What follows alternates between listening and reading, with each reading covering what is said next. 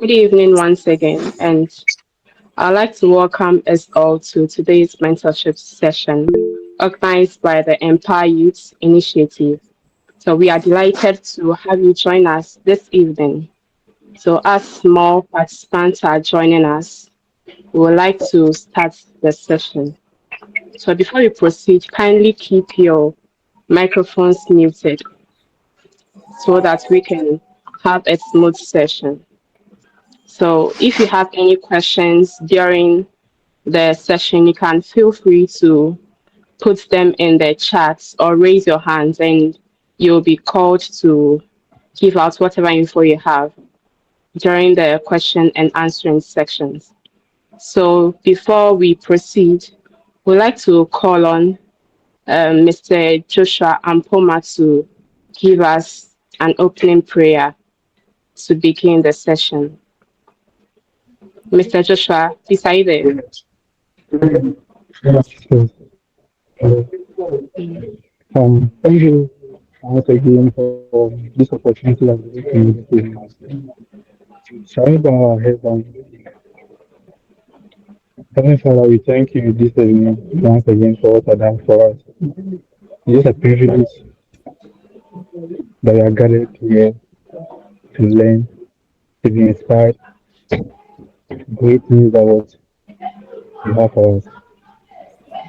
We are grateful for the gift of life, for bringing us together from different places to share our blessing or to learn from one another. Father, as we begin this program, we invite your presence into our midst. Guide everyone, especially our speaker, Mr. Carl Prosper, and also bless our host. Grant them wisdom, clarity, and confidence as they lead this conversation. Lord, open our minds to understand, our hearts to receive, and our spirit to be inspired. May everything that will be said and done here bring positive change and empower every young person participating.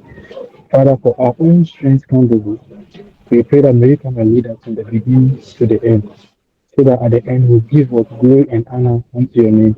In Christ's name I pray. Amen. Amen. So thank you, Mr. Joshua, for Amen. leading us in the opening prayer. So on behalf of the Empire Youth Initiative, we are truly delighted to have you here with us on our maiden mentorship session. So today our session is going to be directly with an experienced professional who will be here to guide us and inspire us.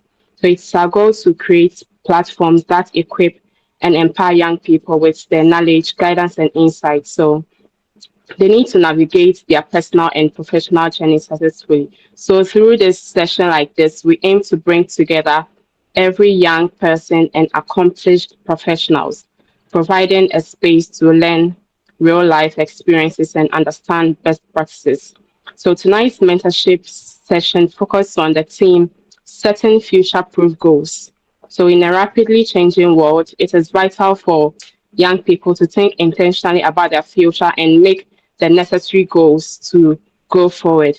So we are therefore honored and thrilled to have an accomplished professional joining us this evening to share his knowledge, experiences, and insights, which we believe will be valuable to all of us present here.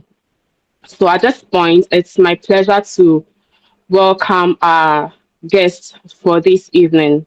So our guest speaker is Mr. Prosper Kallai, who hails from our own town, Apafu Odomi, in the Oti region of Ghana. So he recently worked with TD Bank Canada as business intelligence analyst and current in transition to capital market technology consultant. He also served as a director analytics and business intelligence at Smith School of Business, Queen's University, Alternative Investment Fund in Canada. So he holds a Master of Financial Innovation and Technology from Queen's University and previously worked at EcoBank Ghana PLC as a business intelligence analyst and investment and performance analyst.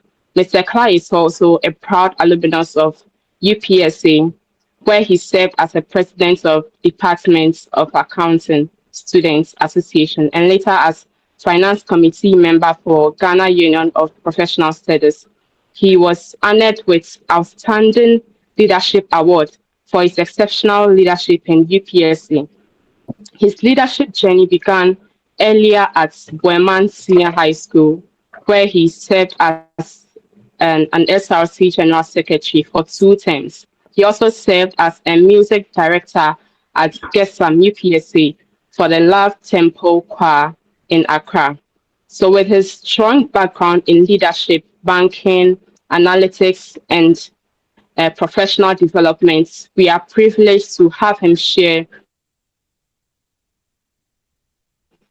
on how young people can set goals that are future proof. So, ladies and gentlemen, please join me in welcoming Mr. Carl Prosper Kallai to give us his presentation this evening. Mr. Carl, you're welcome. Thank you so much, Priscilla, for that warm introduction. In fact, I'm very humbled for that detailed account of the journey so far. Can you all hear me? Yes. Just give Yes, please. Yes, please. Yes, please. We can. Thank you so much. Loud, So, loud and just to clear. also mention that I have my wife online, my beautiful wife, Adelaide. Yes, so quickly we can get started.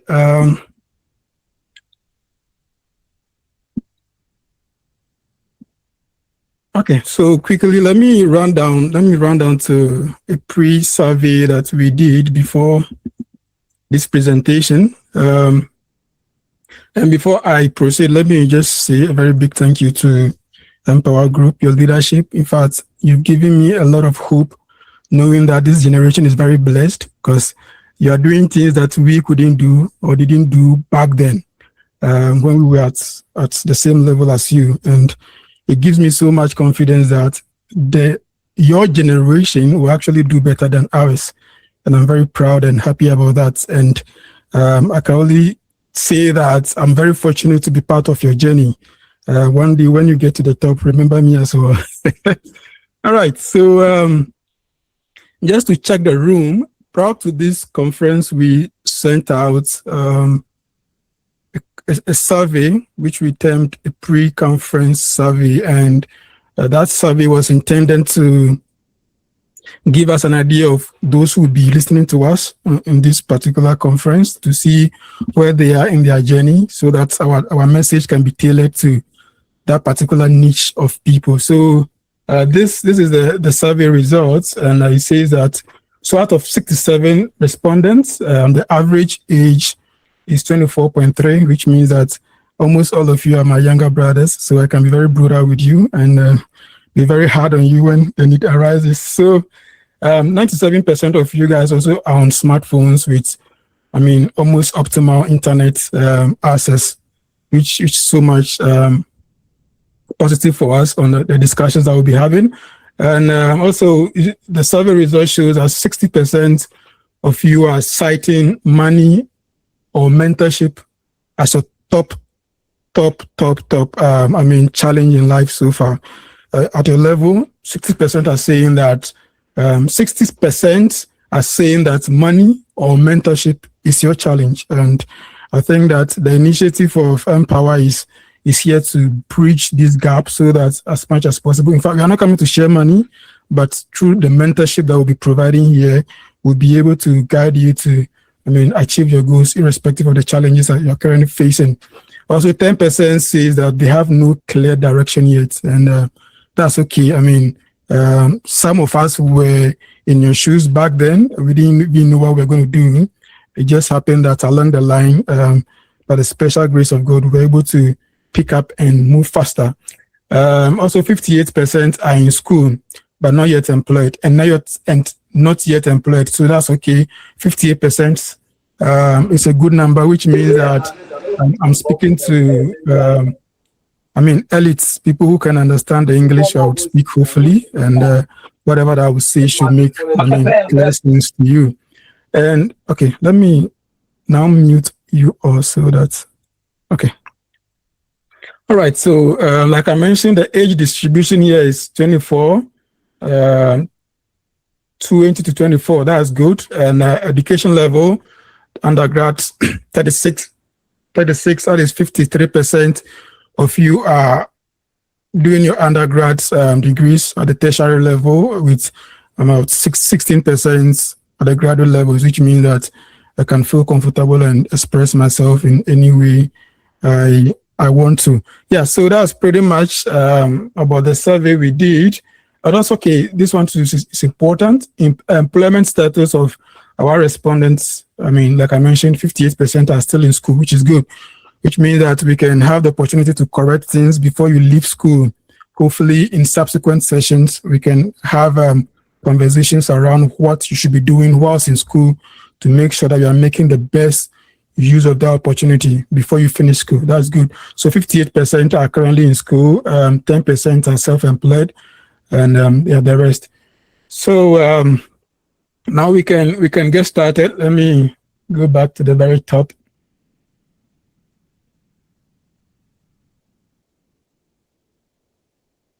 Okay, yeah, so welcome to this session again. And like mentioned by Priscilla, we are going to be tackling your ability to set future-proof goals. And what does it mean by future-proof? I mean, it's a very heavy word, but can be very simplistic. I would use two words to describe future-proof, okay? I mean, two words to tell the meaning of future-proof. I would say that future-proof goal is a goal that is resilient and adaptive. These two words, before we get speaking about anything, just log this down. I mean, write it down.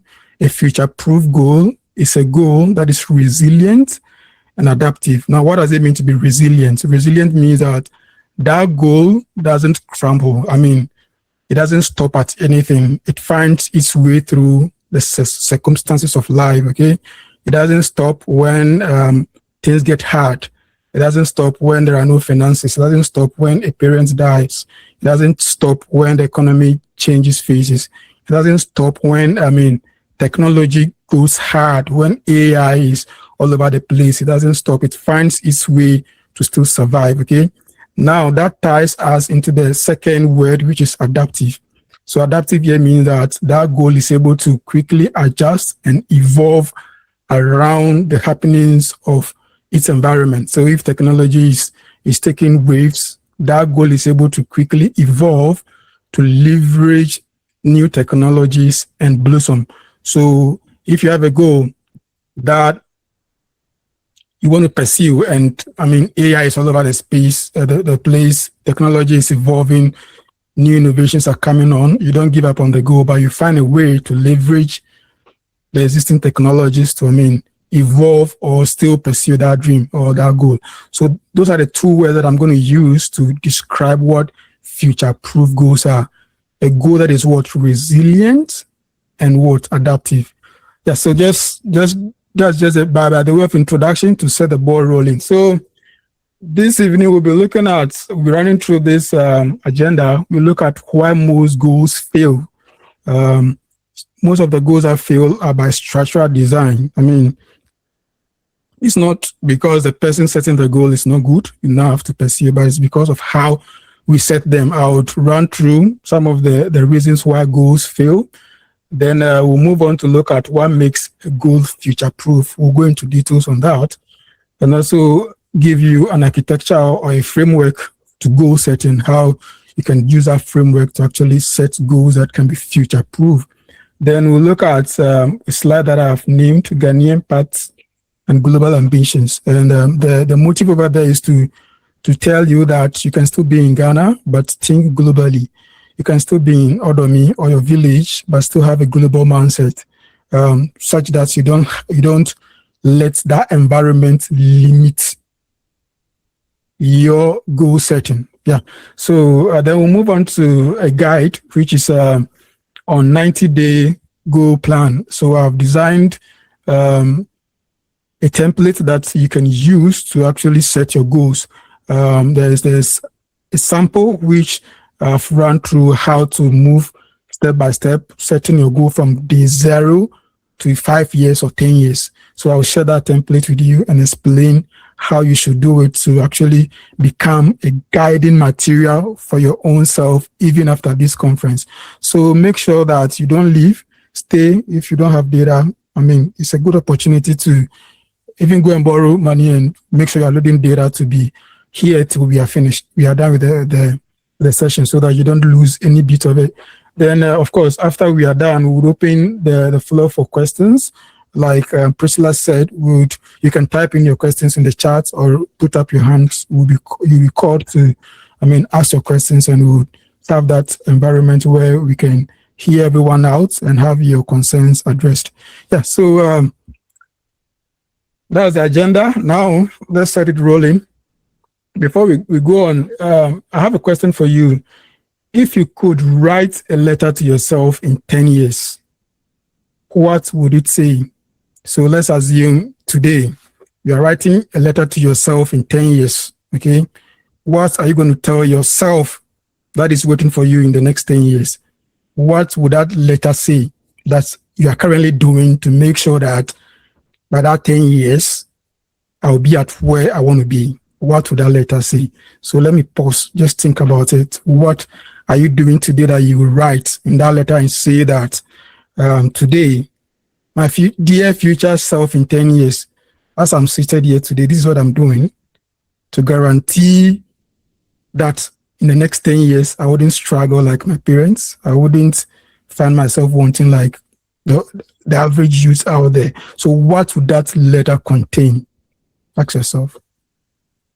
All right, so statistics or research shows that 92% of people never write down their goals. So that is the research out there. 92% of people out there or youths out there don't even write down anything. They don't. And the meeting be recorded. We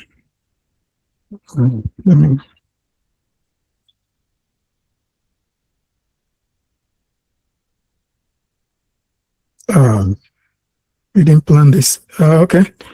I can't say for sure. If any one of you is able to record, you can do that. But we didn't do that setup. Okay, so research says that 92% of people never write down their goals. So, people just move. Most people just move about with their goals in their mind. Some others just by special grace, fall into grace and things happen. So 92% don't write down their goals. 42% of people who actually have goals, or rather their goals, are most likely to achieve them. So 42% more likely to achieve goals when written. So 42% of goals are more likely to be achieved when written, which means that writing down your goals is a very crucial thing that you should adopt. And like I said, later on in this discussion, I'll be sharing with you a template that I've designed that you can use to write down your goals. Calibrate them from day 0 and up to day 12, or month 12 to year 2 to year 5 to year 10. And I also teach you how to track your goals, how to remain accountable to your own self, how to sit down, review your goals, and hold yourself accountable that I said I will do this, but it's not done. Why didn't I do it? What should I do? Yeah, so I'll give you that guidance and a template to guide you. Also, statistics show that 1 in 3 of young Africans feel they have no clear path. Yeah, so 1 in 3 of young Africans. So if you count 3 young Africans, one of them among the 3 will tell you for sure that they have no clear path. They don't even know what this life is about. They don't know what to expect. They don't know what to pursue. They are just there and hoping that something will happen, in the next 10 to 20 years, which it's too risky to live by. And from the survey result that I showed earlier, from the pre-conference link that we shared, confirms this research. Most of you don't have clear paths. You don't know what you are doing. You're just going to school because everyone is going. You pursue a course because maybe a parent or a friend suggested it to you, and we are just in it, and hopefully things will happen. Yeah, so you are not alone. It's out there. 1 in 3. Research is showing that it is the case in the entire continent. So don't worry, this evening would help ourselves as much as possible. And in subsequent meetings that we'll be organizing here, bringing on different resource persons who tackle different aspects that will help you chart a clear path to, the dreams that you have in mind. So, yes, now the first thing over here, the first session, why most goals fail. Yeah, so most of us set goals that are too vague. Too vague here means that we only say things and just say it. I want to be a big man. When you are asked what is a plan, what do you want to do in future? I want to be rich, and that is all. But that goal is too vague. So the first reason is that the goal is too vague. Of course, I want to be very successful. It's not a goal. It tells nothing to the brain. It has no action. You're not telling the brain to do anything. You're just saying it. I want to be successful. No action point. No accountability in the future. You don't have anything concrete that you'll be pursuing. Just a vague statement. And that goal will likely fail because your actions are not going to be there. Your brain will not tell you anything. Your brain will not work with this vague information. Now, one more reason why goals fail is that we don't put deadlines to them. Most of us just have very broad ambitions, and we don't really put timelines to what we need to do at what point in time to achieve what we want to achieve.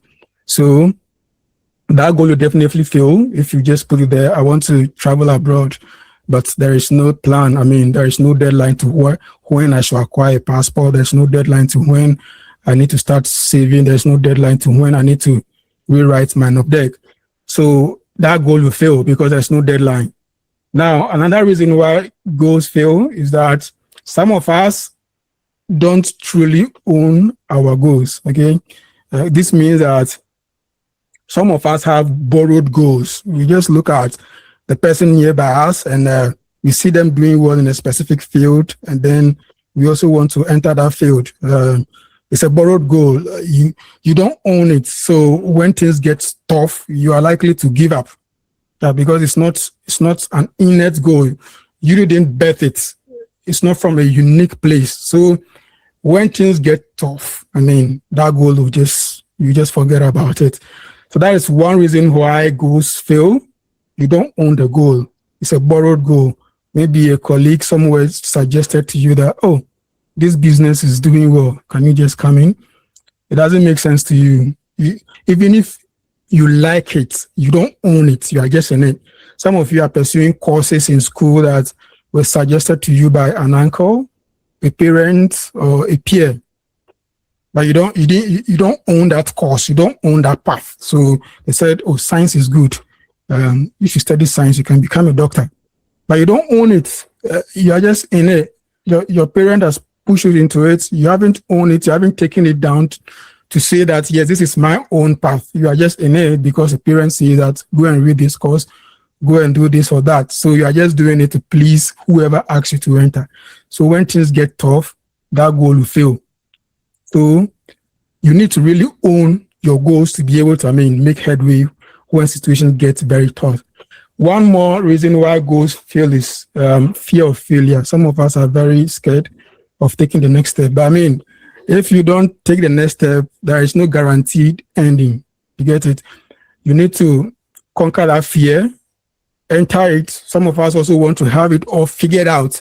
You want to know a definite ending that if I start this thing, are you sure that 100% I will end up this way? You want to have everything, figured out before you start what you want to start. And the fact that you can't have it all figured out makes you scared that, oh, this thing, no, I can't do it. That is why most goals fail. Now, like I said, plan, it ties into big goals. The fact that you don't have a plan. Most goals fail because there is no plan behind it.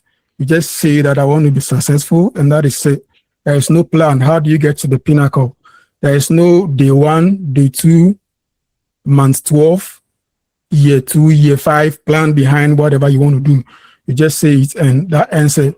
And also, most of us set goals in isolation of global trends.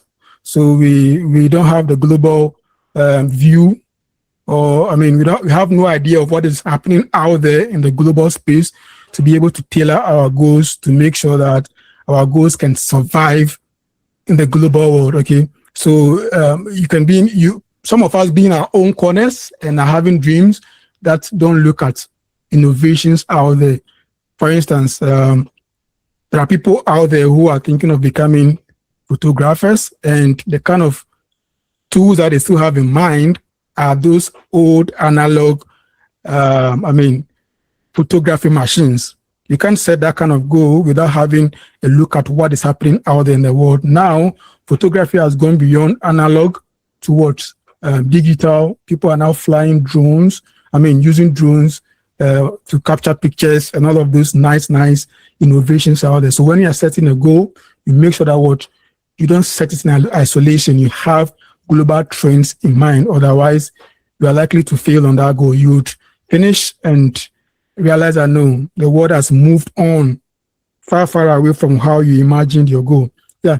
So the next reason why most goals fail, very crucial to me, is wrong environments. Some of us are in wrong environments. So we set goals and we are not able to accomplish them. And what we mean by environments over here can be digital and physical environments. Digital environments, right now, I would say social media. Some of us are on wrong social media platforms.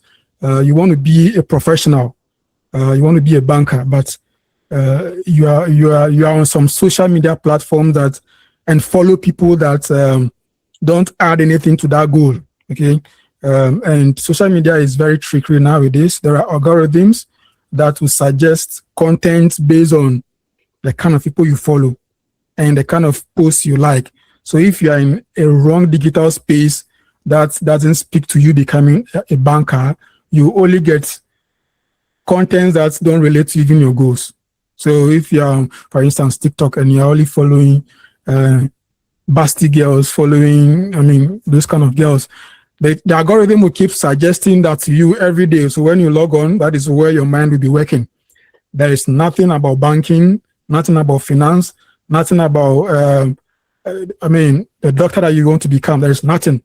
If you're on social media, you need to be very intentional about the environment you create on that social media platform. You should be following doctors. Follow doctors that are influencers.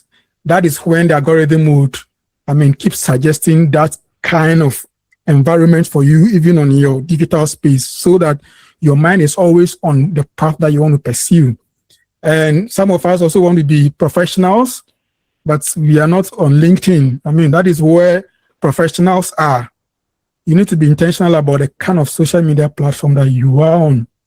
Facebook is good. You still have to be in control of what shows on your feed. And how will you be in control? By following people who post content around where your goals are heading. Okay? It is not everything that you follow. It's not everyone that you follow. You are following people who would come with content like, school, forget school.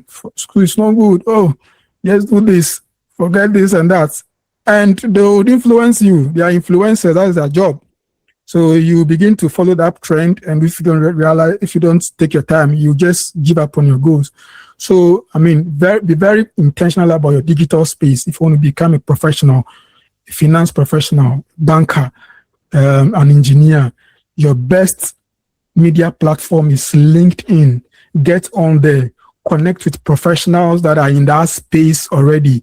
Connect with students that are studying your course. Look at the kind of programs they are pursuing. Look at what is happening, how people are building themselves up to become professionals. So you need to get on that LinkedIn platform and follow people who are on path that you want to become. You get the point? That is how you control your digital environment. Now, when you come to the physical environment, some of us are in communities that won't promote our goals. Even if you share it with people around, they don't even understand what they're talking about to even talk about, motivating you to do anything. So environment is very crucial. Some environments will just kill your dreams. And you would need to be very intentional. When you get to a certain level in life, after your first degree, you need to choose where you live. Be very intentional about that.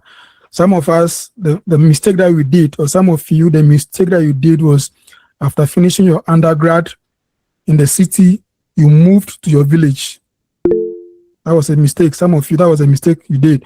And after moving to the village, you see, village is a way that you almost get everything for free. Okay, you sleep for free. You sleep in your father's house. You don't pay rent. Your mom cooks for you. You don't buy food. So that environment, I mean, won't give you any struggle. So before you realize you're comfortable and waka, I mean, you just remain there. So that is the mistake that some people do after finishing uni. They move down to the village, and after a while, they get comfortable and you don't come out again. So that is why most goals fail. I'm not saying going back to village is a bad idea, but be very intentional after getting there for a while. Know that the investment in you to be at the tertiary level is not to come back to the village. You come back to the village, but to come and make an impact. You get the point. So you don't finish school and you're going back to the village, and before you realize you're mingling with people who will not even speak about anything school anymore. They won't speak about career. And you just get there, and before you realize 2 years, 3 years, 4 years, and you're pregnant, or you've gotten a new wife, and that ends it. Investment wasted. So be very intentional. When you get to a certain level, don't go back. Just stay where you are. If you finish school in Accra, Kumasi, Takrady, make sure that you are in the city, because trust me, city is where the opportunities are. The opportunities are in the city. Even if you see a bank in your village, Krampo, most of them recruit you. They'll recruit the person in Accra and post the person to the village. They don't recruit in the village there. So if you finish tertiary, please, I'm asking you not to go back to your village. Stay in the city. Fight. City is not easy. City is hard, but that is where things happen. Okay? Stay there.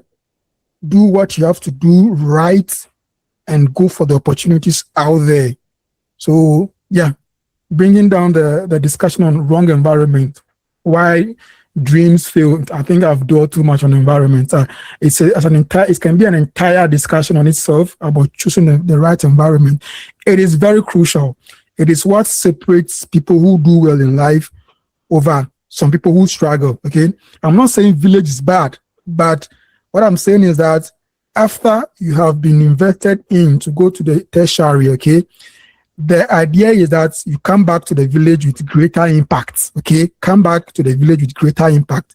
So finishing school and immediately going back to the village may be a wrong idea.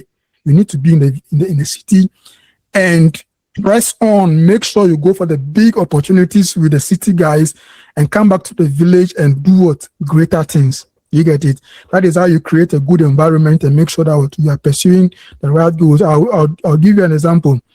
Back when I was doing my national service after uni, I'll come back to even this example. One of the things that also can be very crucial over here in the environment is national service. Most of you who are in undergrads and at the tertiary level who will be doing your national service, you need to be very crucial about where national service takes you. Okay, I'm not saying villages are bad. I don't have any problem with villages. What I'm saying is that even if national service takes you to the village, make sure you don't get comfortable there. Make sure you don't bury your dreams. Okay, because the village will give you a comfortable life for sure. You won't pay rent, you won't buy food. So some of these I call them very immediate benefits of being in a village can get over you, and before you realize, waka. So even if national service takes you to the village, make sure that you are staying in touch with your friends that are in the city. Stay in touch and have a global mind to move out, go for a better career, and come back and impact your village mightily. Okay, so yeah, back to my national service example and why environment really matters. So back then when I finished school, I was serving with the Securities and Exchange Commission, and we were about 7 of us in that agency. And see, even though I had an idea of what study abroad is, I had my plans of moving to abroad to pursue, further education. It wasn't immediate. I didn't see it as something that can happen maybe in 2 or 3 or 4 years.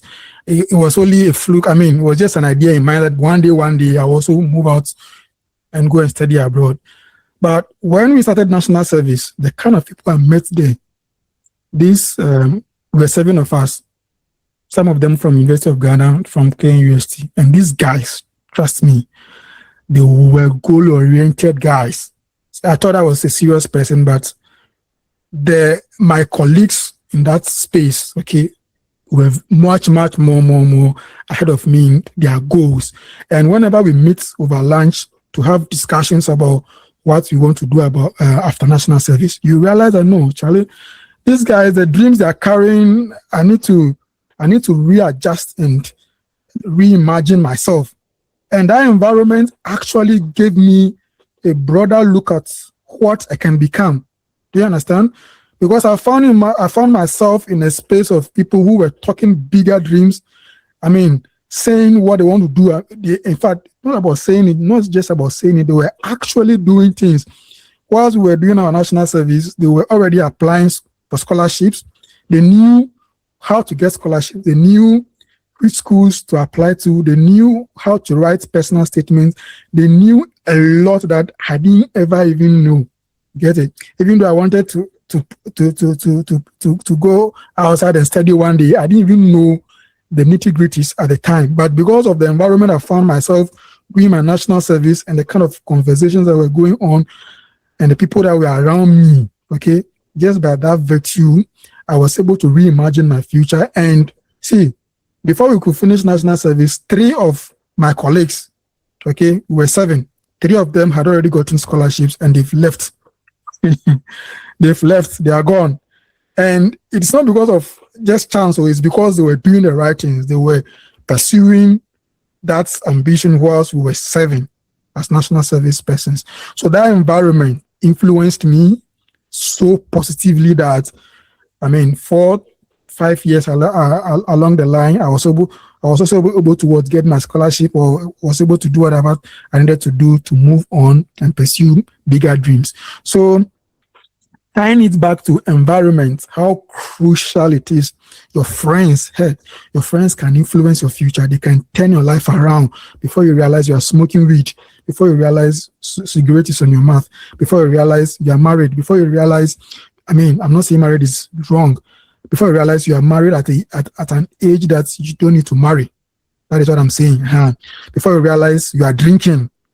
So environment is very, very, very crucial when it comes to goals, why they will fail, and why they would be successful. Yeah. So let me move away from environment. I don't know, it's very passionate to me. That is why I have done so much over there. Now, the next slide, goals and the future of careers. Okay, like I mentioned earlier, you need to set goals that have the globe or the global picture in mind. You don't set goals in isolation.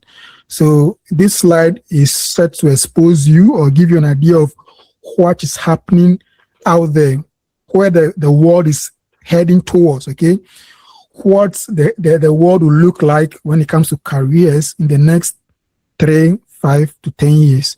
So there is this organization known as World Economic Forum, if you've heard about it. It is an organization that is set to, on annual basis or yearly basis, brings together Atakre, if you understand, Atakre. This WEF on yearly basis brings together governments, brings together researchers, brings together all the smart people in the world to bring research that tells the future of careers, okay? So they're able to research and say that, looking at how the world is moving as of today, we think that in the next 3 to 4 to 5 to 10 years, these are the careers that would thrive, or these are the careers that would go down the drain. You understand? So the WEF in their 2025 meeting brought out some of this research, and this is it. It says that, sorry, let me go back to the slide. It says that, is a slide, is a text large enough? Can you see it? Can you see what? Okay, nice. So it says that by 2030, these are the careers that would be sought after. The blue one, the one that has the arrow shooting up. So these are the areas: big data specialists, fintech engineers, AI machine learning specialists. So in that order, okay, coming down. So these are the career areas that will thrive in the next 5-10 years. Okay, so if you are in school and still contemplating, the smartest thing to do is that you start realigning yourself. Okay, even if you are not taking a course in this area, these days you can learn anything that you want to learn on the internet.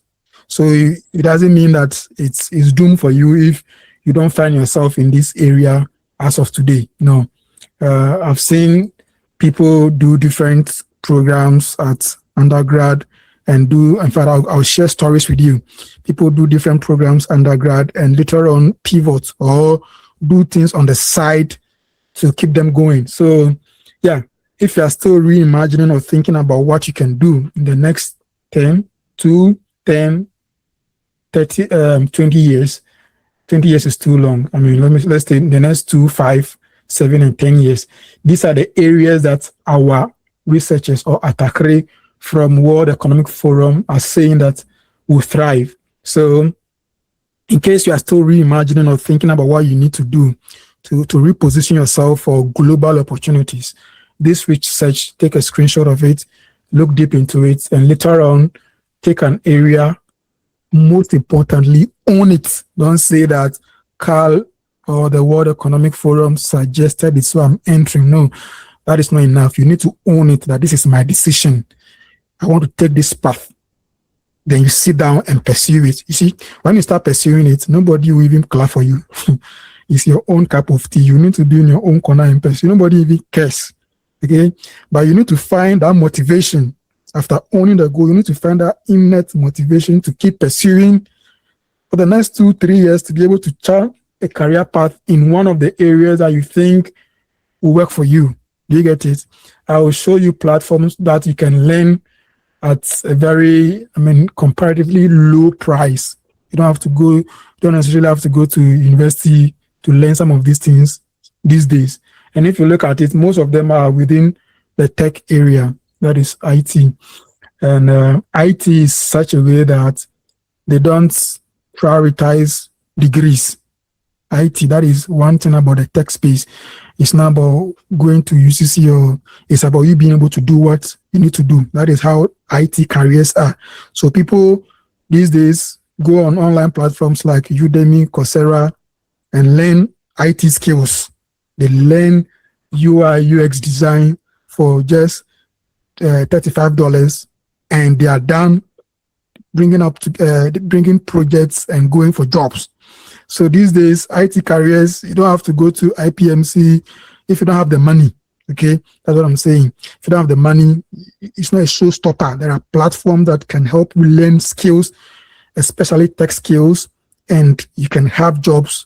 Get jobs even with foreign companies whilst you are in Ghana. That is how IT careers are. You can spend just $35, that's around 350 cedis, and learn IT skills online. I'll give you those platforms that you can learn those kind of courses, learn those courses and break into the IT space and begin to do big things, earning dollars whilst you are in Ghana.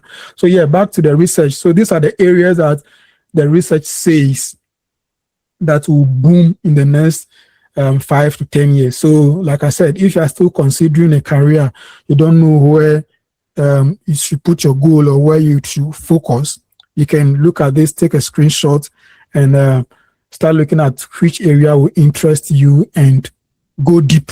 Okay. Now, the other side shows the fastest declining jobs, jobs that may lose value in the next 2, 3, 4, 5 years, especially in this era of AI and tech innovations.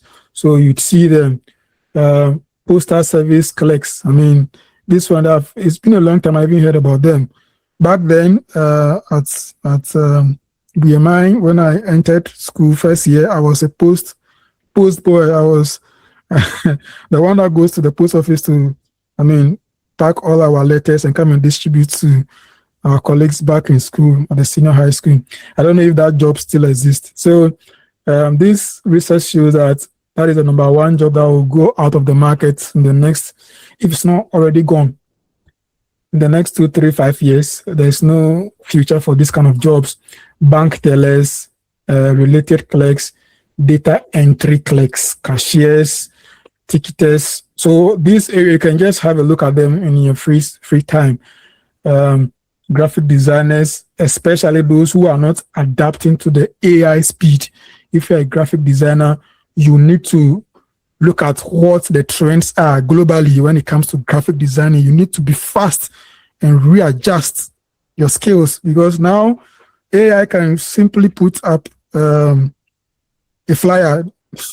Flyers that mostly in the past would take 1 week for a graphic designer to design. Now AI can do it in a snap of a finger. So which means that if that is where you want to put your mind, as in career-wise, you need to reimagine it. I'm not saying that it's a wrong profession or a wrong area. What I'm saying is that you need to look at the global trends, how that area is evolving, okay? You need to know what is happening in the tech space when it comes to graphic designing and readjust. You need to know how to use the AI some. You need to know how to use it. You need to know there are different AI platforms out there that are doing amazing stuff. Now, people who design flyers are moving into animations now, okay? They're using AI to design animated videos and sharing on YouTube and getting a lot of views.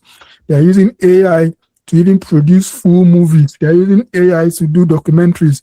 That is where graphic designers are moving towards. So they are leaving mere flyer design, invitation cards design, they are leaving that space for AI. Even if they take a job in that space, they quickly write the query and give it to a Gemini or all of those nice platforms, and quickly they do it for them. So you need to know how to use it so that you can survive in that space. Yeah. So these are the declining career areas, like I said. So if you are preparing your goal currently, you need to have these global trends in mind so that you can be competitive, or you can survive the tech environment in the next 2, 5, 10 years. Okay. So on the right hand side here, 83% of young people say that the world is full of opportunities.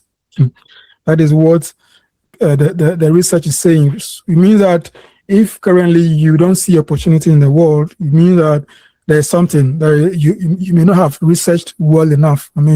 Maybe you're not using the internet well enough. So there are opportunities out there right now. Young people are saying that there are opportunities. 83% are saying there are opportunities out there. AI is making people do things quickly. AI is making people earn money. People who know how to use it all.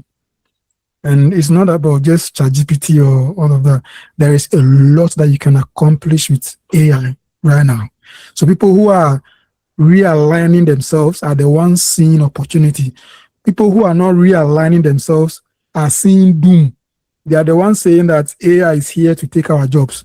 They are the ones crying about AI every day, that no, AI is taking our jobs. AI is now doing nice photography. Now they are doing Photoshop with AI. They won't come to my studio again. People who are not leveraging AI are the ones crying about AI. People who are using AI well are the ones seeing opportunities that exist in the current world. You understand? Yeah. So if you are in a phase where you are trying to draw your goals, this information I'm sharing is for you. You need to look at it, reimagine what you can do, and realign. Those of you who already have goals that you are pursuing, I'm not saying you should abandon those goals. What I'm saying is that readapt. Don't forget, when I was explaining what future-proof goals are, I used two words: resilience and what? Adaptive. So goals that can quickly adapt. Okay. That is what will make that goal future proof. So if you already have a goal that you are pursuing, you need to be adaptive to these trends that are coming up so that you can quickly evolve with the trend. If you are in teaching field, teaching is a great area. Nothing can take teaching's job. Ever. Teachers will always be relevant, but you need to adapt quickly. Okay. Now people are making money with online tutoring platforms. People are now moving from extra classes after school to designing models online, listing teaching opportunities on Upwork, all of those digital platforms to be able to advance in that area. Now you don't have to even go to school every day to teach. If you have a kid that you want to do an extra class for, you can just use this AI, pre-record your tutoring or your course lessons, pre-record it, save it, upload it to a platform, and now have people pay money to subscribe, and you make your money from it. So I'm not saying teaching is going down the drain. Teaching will always be relevant, but you have to adapt to the trend and use the innovations that are coming to be able to move that career forward and take a global stage. You understand? Yeah. So that is what it is about this. We move on to again. I've explained what makes goals future-proof, but there are more pointers to it. I've explained resilience. Resilience here means that what? A goal that is built to survive setbacks, okay? The goals that can withstand economic shifts and also the changing phases of technology. I've explained this enough, I think so. Resilience, if you have a goal, some people's goals die because, there is no money. Some of them will say that maybe my dad is passed, my dad is demise, so my school dreams have shattered. Goals that are resilient don't shatter. Okay, I'll give you an example. I'll give you a very good example of a colleague that I met back then in one of the banks that I work with. So this guy's name is Allison. He came in as a tech specialist to join our tech department. And when this guy was sharing his journey, you marvel. So this is what happened. He enrolled at IPMC wanting to become a cybersecurity engineer. Then just few months into the program, his dad passed. And his dad was the one that was financing his education. So when his dad died, everything obviously came to a standstill. But this guy, he wanted to actually become this thing, wanted to become a cybersecurity engineer. Every way possible, he wanted to become it. And he owned it, ownership of the goal. It wasn't his dad that was pushing him to do it. So even though finances have cut, he still wanted to do it. Let me tell you what he did. He dropped out of school. Obviously, he didn't have money to pay, so he dropped out of IPMC. He couldn't continue his education. But the next move that he took was to go on Udemy and Coursera. I don't know if you've heard of those platforms. He went on Udemy and he enrolled on courses out there that are teaching cybersecurity. So he paid just $35, whereas IPMC was taking how much? A whole lot of money. 5,000 and all of that to run that course. He went to Udemy, bought that course for $35. And the amazing thing about Udemy and Coursera is that you will find schools, universities that have listed such courses on Udemy. So you can take a course on Udemy that is being administered by the University of Glasgow in the US. You find a course on Udemy that is being administered by a university in the UK. A lot of them are there by just paying $35. The only difference here is that it's at your own pace. You have to have that discipline to actually learn the course as if you are in a real classroom. Okay, so it boils down to how much hungry you are and how much ownership you are taking. So Allison went on Udemy and signed up for a cybersecurity course after he dropped out from IPMC and took the course. He committed fully. He learned it well. Then also went on Coursera and took another course, which was on software engineering. He took that course for just $35. That's around 350 cedis. He took the courses with all seriousness and mastered the skill. Remember that I told you that for IT skills, they don't even care too much about your degree. IT skills, what they care about is the skill, how much you can do with the skill. That is what IT profession is about. So it doesn't matter where you learned it, whether IPMC, GTUC, Polytechnic, UCC, they don't even care. What they care is, can you do the job? Can you demonstrate a project that shows that you can actually do the job when you are given the job? That is what IT careers are about. So this guy dropped out of IPMC, signed up for a course at Udemy for $35. So that is cybersecurity course.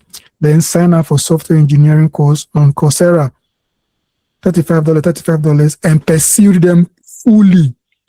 And went on YouTube to get projects. In fact, your generation is so blessed. Our generation is blessed because I'm so bad. We are blessed because the internet is here. Okay, you can find anything that you want in this world on the internet. YouTube is the biggest university now in our generation. You can find people delivering courses that you want to learn on YouTube. You can find courses on Udemy and Coursera, like I mentioned in Allison's case. So we are blessed by the invention of internet. We are blessed. There is no excuse. You can become anything that you want to become. Okay. So yeah, back to Allison's story. He took the courses on Udemy and Coursera, went on to take on projects, online projects, did the projects. Now, after doing all of that, he wanted to get into the corporate space to start a career. Now, the easiest routes, shall I say easiest? Yes. The easiest route these days is the NSS route, where you are posted to a firm and you start, and quickly, sometimes you get placed as a permanent employee. So he wanted to take that route. He wanted to do the NSS thing. But you know the systemic challenge. The systems challenge is the fact that you need a degree from an accredited institution to be able to take national service. So Allison was denied NSS. She couldn't do NSS. And that road blocked. Now, how does he get opportunity to enter the corporate space? He started as exhibiting his skills on the right platform. That is LinkedIn.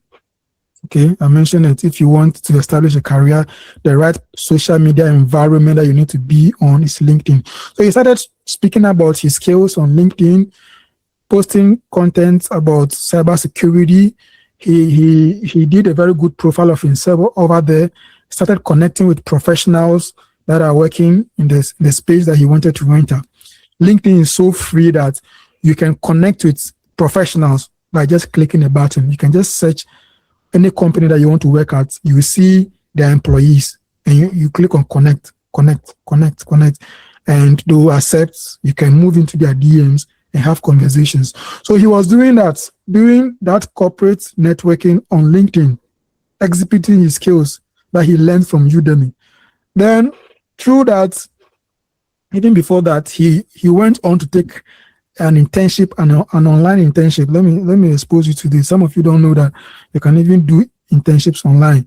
You don't have to wait for a Carl Bank or Access Bank to give you an internship before you can get work experience. So Allison didn't get internship. That wasn't a showstopper. He went online and took several internships with a platform called Forage, Forage. If you don't know it, you can write it down and look it up later on. So Forage is a platform that gives people internships online. Okay, so you can take virtual internships on that platform. Just sign up and they'll enroll you. They'll give you projects to do, give you work to do, and you are gathering work experience. Because these days, you finish school and the first question they'll ask you is, do you have work experience? I don't know where they want you to get it from. So most of us, that is the number one roadblocker to opportunities. So there is a platform that is able to give you that experience. That is Forage for free. So Allison took that route because he didn't get national service to do. He didn't have a degree. So he went on Forage and signed up for free and took internships on that Forage platform online for free. Then afterwards, he went on the LinkedIn, like I was explaining. He went on LinkedIn, connected with professionals, started networking over there, and through that, he got employed at the bank. Can you imagine? So even though his father died, his finances, got bankrupt, he didn't give up. He was so resilient. Coming back to the point of what makes a goal future-proof, that resilience, okay? You won't stop at nothing. Even though finances are not adding up, I'm not stopping. There must be a way out of this. That is resilience for you. Allison's dad died when he was at IPMC. He dropped out of school. Perfect, no problem about that. Most of us are out there who dropped out of school, and that ended our journey. Allison didn't end at that. He went on Udemy, signed up for courses, $35, went on Coursera, signed up for courses in the same area that he wanted to pursue, that is cybersecurity. Finished those courses. He wanted to do national service. He didn't get because he didn't have a degree. He went to Forage, did free internships on Forage, then moved on to LinkedIn, connected with professionals. Then from there, he got into the corporate space. Do you get it? So that is a clear example of resilience, and even ties down to adaptability. He was adaptive. When things got tough, he adapted.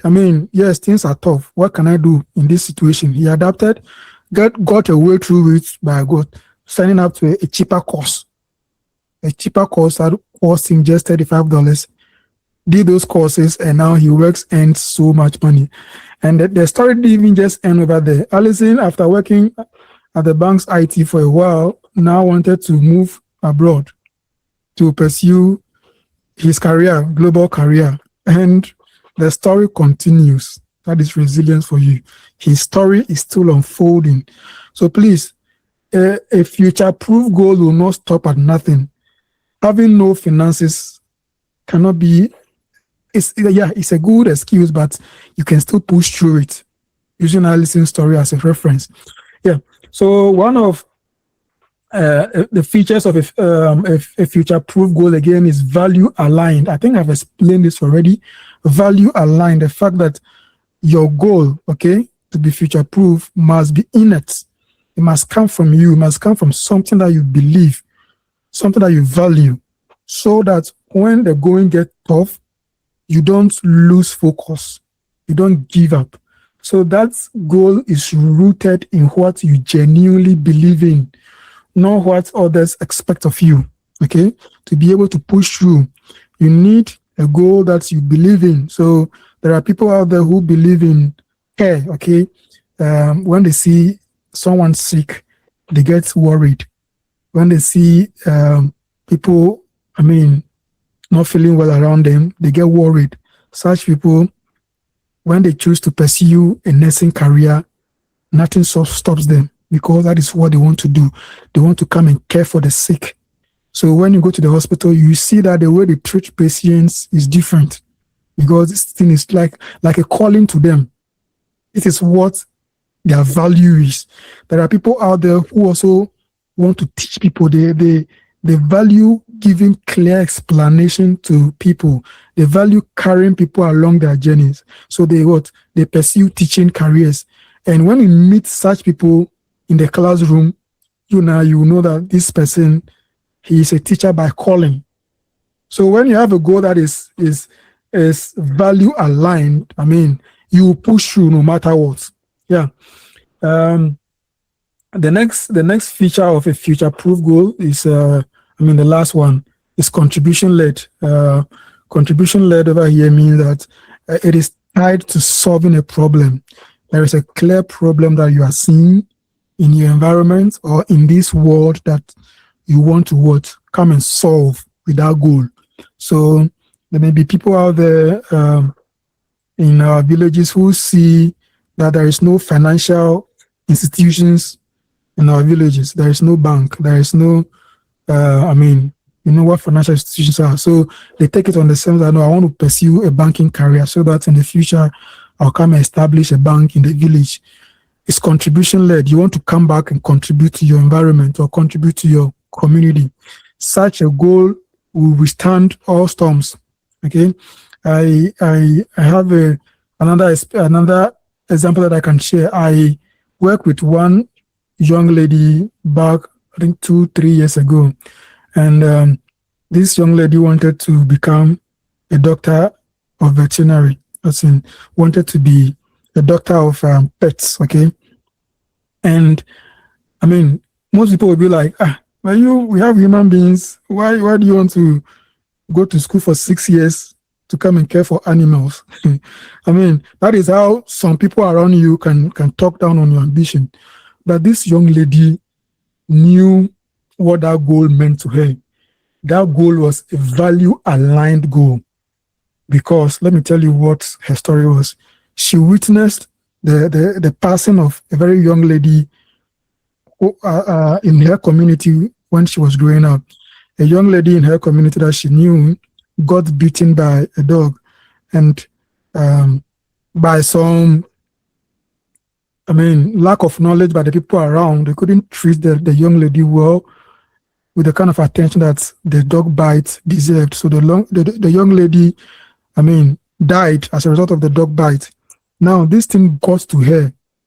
It was a painful experience for her to witness. So from that point, she wanted to become a veterinary doctor, to be able to change the world, to be able to influence a community, to be able to educate a community on this kind of unfortunate events, to be able to care for people who may get into such accidents.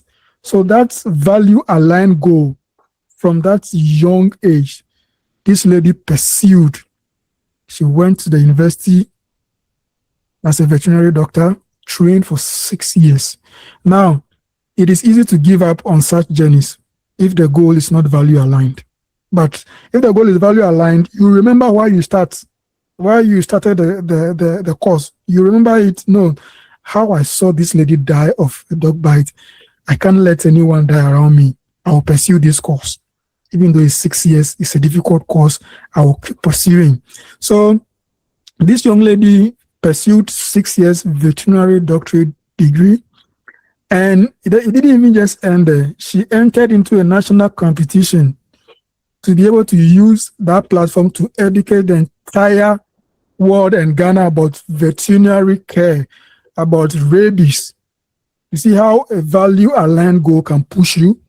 She entered, most of you know her. She entered that competition. She stopped school, entered that competition, used that platform to campaign rabies. She moved on to use that platform to run a lot of vaccination projects in rural areas. My goodness, that is how value-aligned goals can move you. And a contribution-led goal, a goal that you are looking to come to use that goal or the result of that goal toward impact communities. If your goal is contribution-led, you push through. So she used that goal of hers, which is value-aligned, resilient, contribution-led, to achieve what she wanted to achieve. And today, as I'll talk to you right now, she has graduated as a veterinary doctor, fully fledged. Now she's a doctor. And as we speak right now, she has been named as a national ambassador for anti-rabies campaign by the National Veterinary Directorate of Ghana. See, that is how a value-aligned goal can take you. That is how a contribution-led goal can take you. Now she's the face of that particular cause in the entire Ghana. And the amazing thing is that she even comes from our village. She comes from Akpafu. So all of this just to tell you that there is nothing that can stop you. People who are from our village have done it. You can also do it in your area. You can become whatever you want to become if it is value aligned, if you are resilient, if that goal is contribution led. Okay, a contribution led goal also can be one that won't stop if you are not getting financial motivation. Okay, contribution-led goal is one that you won't stop if no one is paying you for it. So, for instance, the young lady that I just talked about, all of these that she was doing, the vaccinations that she was doing in the rural areas, nobody was paying her for it, but she didn't give up. Nobody was paying her. She would write proposals here and there, look for sponsorship. Sometimes she won't get. She will partner with this. They'll give her vaccine kits. Sometimes she'll even get transportation for her team. She'll go around family, friends, gather money, go and rent a bus, put together a team, and bus them to rural areas for what? Vaccinations. Nobody was paying her. But because it is contribution-led and innate, she didn't give up. Did you get it? So if the goal is not contribution-led, mostly you give up if nobody is paying you. This thing is not even fetching me money. Let me just stop and get something else doing. Yeah. So that is it. You need to have a contribution-led goal. Ultimately, they pay off. Now it has paid off. She's what she wanted to be. She's a doctor. She works at whatever hospital she wants to work at. She's a national ambassador for this and that. And that, of course, will come with its compensation on the side. So that is how the whole thing can turn up if you pursue goals that are value aligned.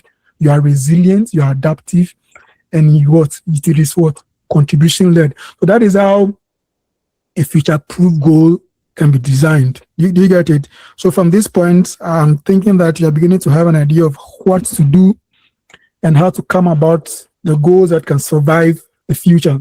Now, so I was talking about Alison's story, and this is it, beautifully designed here. Alison's story actually demonstrates all the characteristics of what a value-aligned goal, because he didn't give up. He was very resilient. When his father died, he pursued. When National Service denied him entry because he didn't have a degree, he didn't stop. He was still resilient. He went on online platforms to get a forage-free internship, did it. He was adaptive. He used technology. He signed up to online platforms to learn the courses and all of that. Setback wasn't a challenge. You get the point. So let's move on. You now have an idea of what you can do, even though money, there may not be money, there may not be support, there may not, in fact, you can get all the excuses that you want in this world to not pursue your goals. You get them. Even if you want more excuses, you can send me a DM. I'll give you more excuses to the reasons why you can pursue your goals. But I mean, if you are determined, if you are resilient, you push through. You get the point. So let me share with you this architecture or framework that you can use to craft your future-proof goals. It is called the G.R.O.W framework. That goal must be grounded. Your goal must be anchored in your personal value. I've explained it already. It's not about making sure, it's not about dreaming small. No, you have to dream big, of course, but start small, okay? That goal must be relevant. It must be relevant in the sense that the world must be in need of it, okay? It must, I see hands up. Moderator, would you want us to finish before the questions, or we should take questions along the line? Priscilla.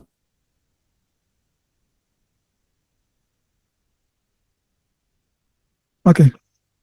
I would move on for now. Please note down the questions, okay? Write them down. Don't forget any question. Write it down. We'll take every question, okay? Yeah, so that goal must be relevant because you are going to be impacting the world. That goal must be able to solve a problem in the world. That is where money will come from.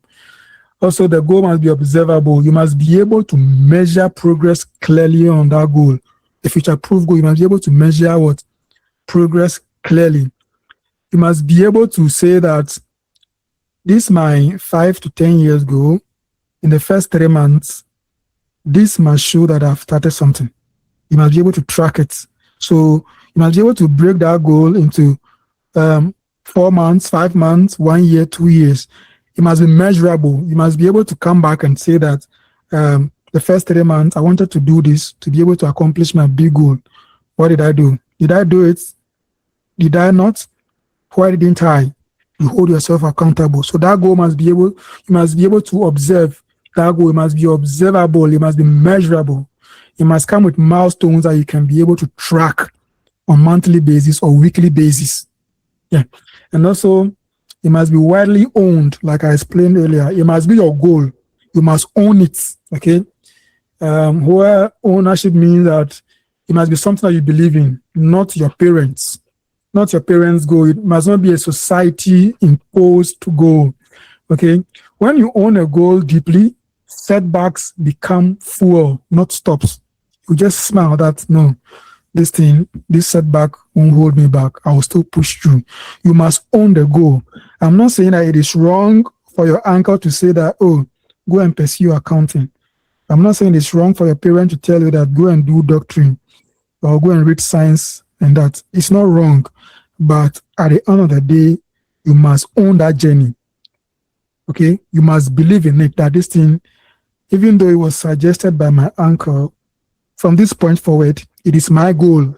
I believe in it and I'm taking ownership. Okay? When the journey gets tough, it is still my goal. I'll push through. But if you don't take that ownership, okay, you will likely drop out on the way if the journey gets tough, because you just say, oh, this thing cry, I didn't want to do it. Oh, my dad was forcing me. I told daddy that this course is not my course. He forced me to do it. Look at now, I can't even pass elective maths. You blame everybody around you. You get it? If you don't own the goal, you just start pointing fingers and end up giving up. So you must own that goal. You must own it widely to be able to push through. So that is a G.R.O.W. architecture: grounded, relevant, observable, and widely owned. Let's move on. So let me introduce you to what we call SMART goals. SMART goals, to make a future-proof goal, that goal must be also SMART, must be specific, must be measurable, achievable, relevant, and time-bound. So what it means is this: you don't just set vague goals. I've mentioned what a vague goal is, where back in the day when they ask you what you want to become, I want to become a big man. I want to become a big man. What does it mean? Big man. I mean, yeah, so you have to be specific about what you really want to do. Okay. So for instance, this is a SMART goal on the side here. The green side is a SMART goals, and this is a weak goal. I want a good job. I mean, it's too vague. It's not specific. You set a goal by saying, I will become a licensed nurse in Ghana by age 25. This is a specific goal. There's so much in this. It tells your mind something. It puts time on it already. 25, I want to become a licensed nurse. I want to do this or that. I want to become a licensed teacher by age 25.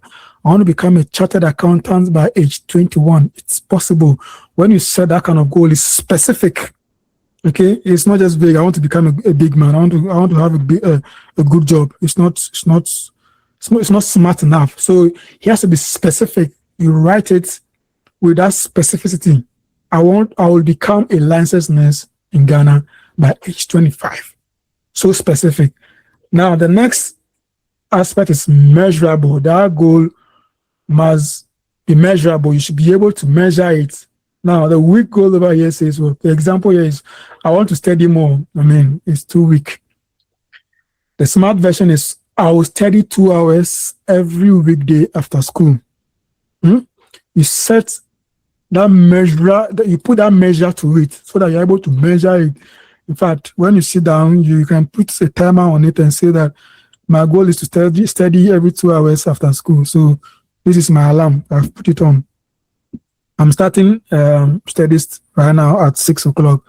2 hours time is this. Now my alarm will ring. So that is it. Your goal is in motion, so that you can be able to achieve the GPA that you want to be able to pursue further. You set that measure to your goal. Now, that goal must be achievable.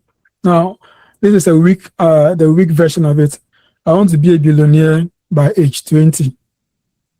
I mean, it's not achievable enough. You have to start somewhere. Okay.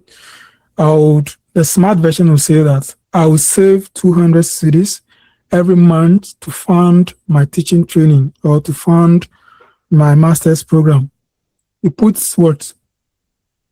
An achievable target to it. Looking at your current situation. My screen is not big enough. So what you can do is zoom on your device. You can zoom it on your device. Okay, hold your screen and zoom it. I don't know if I can do anything over here. Okay, let me try and zoom out over here too. Okay, so we are on where? Achievable, yes.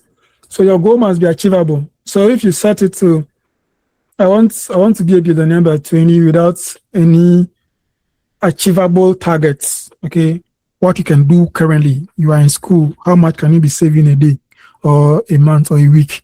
You are in school. You can save 20 cedis, maybe a week or a month.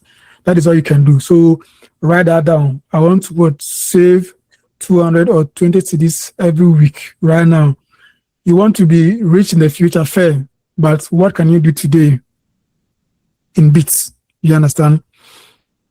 Okay, I'm seeing your questions come in the chats. We'll come to them, don't worry. So, so you have to set an achievable target as part of your bigger goal. What can you do today? What can you start small? Or you can start saving 200 cedis a month if you are capable of doing that. If it is 50 cedis that you can be saving, you save that a month. Now, when it comes to these aspects, financial stuffs, we can have a different session on this, on how to actually achieve your financial goals with the small approach, starting small approach. We can have a different session altogether, and I can do that for free on financial coaching, where to put your money, how to compound your small monies, how to enjoy, compounding interest on your small savings, how to move from just ordinary savings to investments and all of that. We can do that in a later teaching. It's a whole topic on itself. I can show you how I use this approach to fund part of my goals. Let me just quickly scroll down to that side. I have, so this is it. Some of you are thinking that where can 20 cedis weekly savings take me to? Where else I want to achieve 1 million by age 50? What can 20 cedis do for me if I'm saving or investing 20 cedis weekly? This is something that I have done personally, and I'm teaching you. This is me. Back in 2018, when I was doing my national service and I was earning 700, or this 700 or something, 550, thereabout, I was saving. And this is it. This is my evidence for you to see that it's achievable. I was doing 30, 20, 30, 50. Then when they pay 100 or 700, I put that inside. I was saving small. Because what? I came from a village like you. And over there, you can't just stand up and dream that you want to travel abroad. You don't have money. What do? You need to start saving. You can't just stand up one day and you want to travel. You have to save gradually. And this is evidence to you. We didn't just wake up and we traveled abroad or pursued master's degree or did what we had to do. We started saving gradually. I left Ghana in the year 2023. So you can see the journey. I started saving back in the day before I was able to travel. So if you have a goal, you must put a measure to it financially. What can I start doing today to be able to travel somewhere in the future if I want to travel? Some of you are here, you want to travel, but if we ask you to go and even do your passports, you tell us that you don't have money, which means that you're not ready yet. You understand? So you have to start somewhere gradually. Measurability of your goal, setting targets that you can be accomplishing on weekly basis or monthly basis. So you can see it. 2018 down to 2023, I was doing this soppy, small, pocho investments, small, 20 cities, 20, 30, 50. If they pay national service, then I'll put some 400, I'll put some 600, then that and that, small. So this is how you build a goal. Nobody stands up and all of a sudden they are gone. No. If you see anyone move out of the country, if you go deep down, in fact, some of them, when you ask them, how did you do it, they'll tell you it's just by grace. There's grace, but there's a story behind the grace. You understand? There's a story, there's a preparatory path that they pursued along the line. So that is mine that I'm sharing with you how I started. 20, 30, 40, 100, 600. Some of you out there, you spend money on data more than this. You buy data to watch TikTok. Okay, you spend money to watch unnecessary things on TikTok and Facebook with 20 cities data, 50 cities data, and you finish it in 2 days. But this is what I was doing. I was investing such amounts into a fund. I can educate you in a later or a different session on where to invest your money to get good interest. I can educate you on that in a later session. You can organize that later. We'll look at that. But yes, that is the power of small bits in achieving your big goals. You start small. You understand? Start small. 50, 20. Because there will be a time that you need to pay for application fee if you want to go and study abroad. You should be able to pay an application fee to apply for a scholarship. You should be able to fund a passport acquisition. You should be able to do those small things. Even if someone wants to help you, you don't go with like an empty hand. You don't go empty-handed. The Bible even says it. You understand? You have to be able to show something that, oh, I'm doing this. This is how much I've been able to gather on my own. And if the person wants to help you, it doesn't become 100% burden of theirs. You understand? So this is what I want to share with you when it comes to measurability and how you can. Let me go back. Where were we? So where were we? Sorry, let me navigate there. Yeah. So I was achievable goals. So you set targets that you can achieve. You want to become a millionaire or a billionaire. It won't come all of a sudden. You won't be there and you go and find $1 million on the floor. No, it won't come like that. You have to start doing something, saving gradually for it. Small. Yeah. Now on the relevance, I've explained this already. If you want to travel, so I you have to do something that will make you relevant for the goals that you are pursuing. For instance, so some of you that have global views for your goals. Global here means that you want to set goals that will not only be relevant to your village or your town or your country. You want to be able to, spread your tentacles across different geographies. You have to be able to acquire skills that will make you relevant. So if you want to be a teacher that will navigate different jurisdictions, you should be able to communicate in the languages of those jurisdictions. So you can start taking a French class on the side so that you can be able to work in the ECOWAS market. Because you know that English is not the only language that is spoken. The screen is still embedded. Oh. Can you see my screen? Can you just give me a time? Okay, that's fine. So we are good. All right. So you need to build relevant skills that will make you relevant in your space so that you can be able to accomplish your goals. Okay. Some of you need to learn multiple skills. I'll tell you my story. When I was moving out of Ghana abroad, one of the things that have worked for me is the number of skills that I have. Growing up, I learned a lot of things. When I was at your age, I learned so many things. I started from my local church. I learned musical instruments, how to play piano. Then I moved on to learn drums. I moved on to learn guitar. A lot of things. I was just learning a lot of things along the line. When I entered SHS, I started learning how to barber. I learned how to barber my hair. Colleagues' hair. Then I moved on to how to barber my own hair. Then a lot of things. I picked a lot of skills along the line. When I came to abroad, these skills have really made so much room for me out here. They've brought me before people that I never imagined. The Bible says it, that what your gifts will make room for you. It is so true. The skills that you have are the skills that will bring you before people of power. Okay? So you need to be able to learn skills that are within your domain.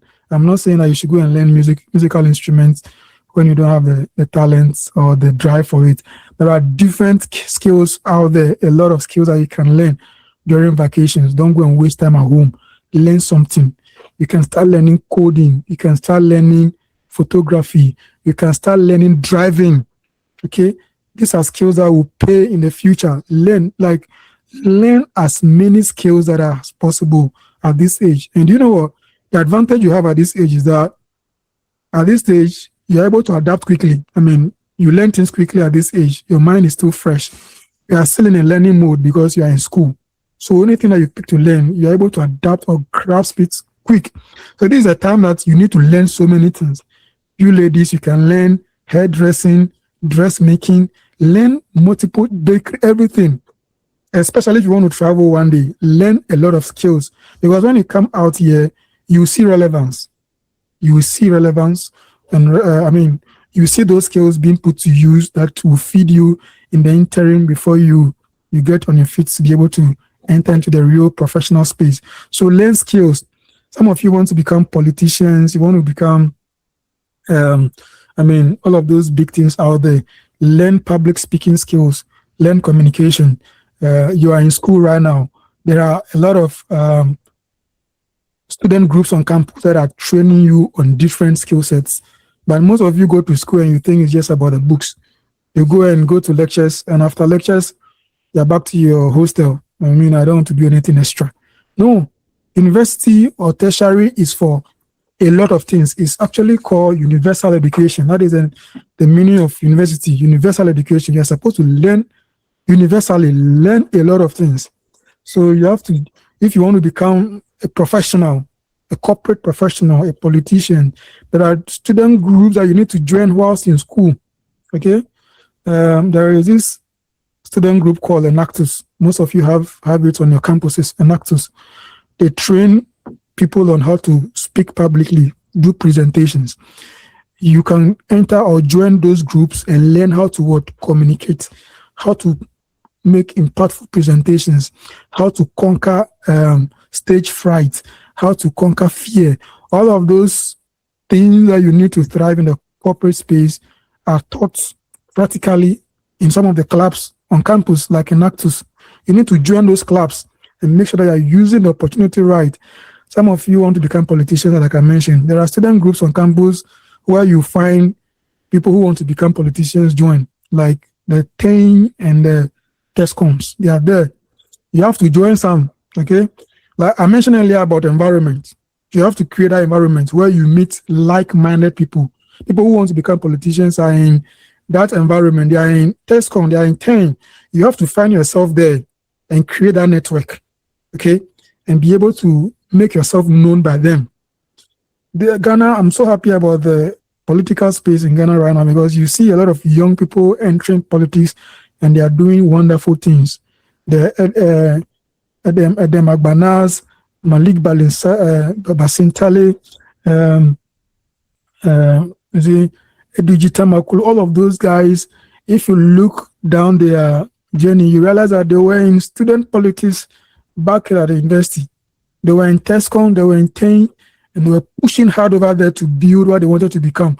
So if you have intentions of going into that space, there is opportunity for you whilst in school to join the right network, to find yourself in the right environment, to find yourself in the right association of friends to build capacity.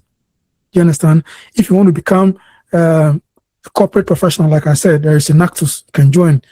You know your campuses, you know what is there, you know what you can join to become what you want to be. Make sure you are utilizing those campus associations, okay? They give you the right environment, the right network of friends, the right people who have the same ambition as you to be able to grow together. So that's it about... okay, so the last point is on time bound. Like I said, you have to put time on your goals, okay? You need to be able to break down your goals and give it time. So the first 3 months, what should I achieve as part of my bigger goal? What should I achieve in the first 3 months? In the first 6 months, what should I achieve? In the first 1 year, what should I achieve as part of my big goal of doing something in the next 3 years?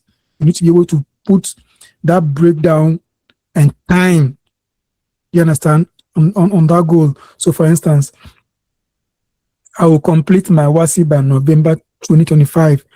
That is a time-bound goal. You have put a cap to it. You have to finish it. Then you commit yourself to it. I will rewrite my failed papers in 2026 NOVDEC. Some of you have papers that you have to rewrite, but in your mind, you want to rewrite all right, but you don't have, any commitment on when you have to rewrite it. You need to put a time to it. I would have to go and rewrite this exam this year. Put a time to it and set yourself in that momentum of being able to prepare to write that exam in November 2026. Do you get it? So put time limits or time bounds on your goals that you have, so that you can be able to commit fully. Your mind can be in sync, and your efforts can be in line to be able to prepare for the goals or the bigger picture. Let's move on to the next point, the next area, which also ties into putting time limitations or time bounds or time restrictions on your goals. So you should be able to break down your goals into time horizons, breaking goals down into horizons. Okay, you may have a goal that you want to achieve in the next 5 years. Yeah, 5 years is a little medium term from today, but there should be something that you should be doing today, so that 5 years doesn't come as a surprise to you. You understand? How many of you can remember when COVID came? You were here. COVID came. It's been how many years already? That is how quickly time flies. Time really flies. So if you have a goal that is not broken down and pursuing gradually, before you realize 5 years is here and nothing is done, and it will come as like a surprise. Hey, I wanted to go here. I wanted to do this course, but here I am. So you need to be able to break those goals into time horizons. So I have this thing here, but in the template that I will share with you, you would see there. There's a template that I've designed that I'll give you a link to go and download the templates and use for your own, your own goal modeling. So this is it. For instance, 0 to 12 months. From today to the first 12 months, what do you want to do? I want to pass my exams. For instance, you want to further your education abroad one day, but you know that it's competitive. When it comes to furthering your education abroad, it's very competitive. Everybody wants to do it. So you need a better GPA. Your GPA must be good. What do?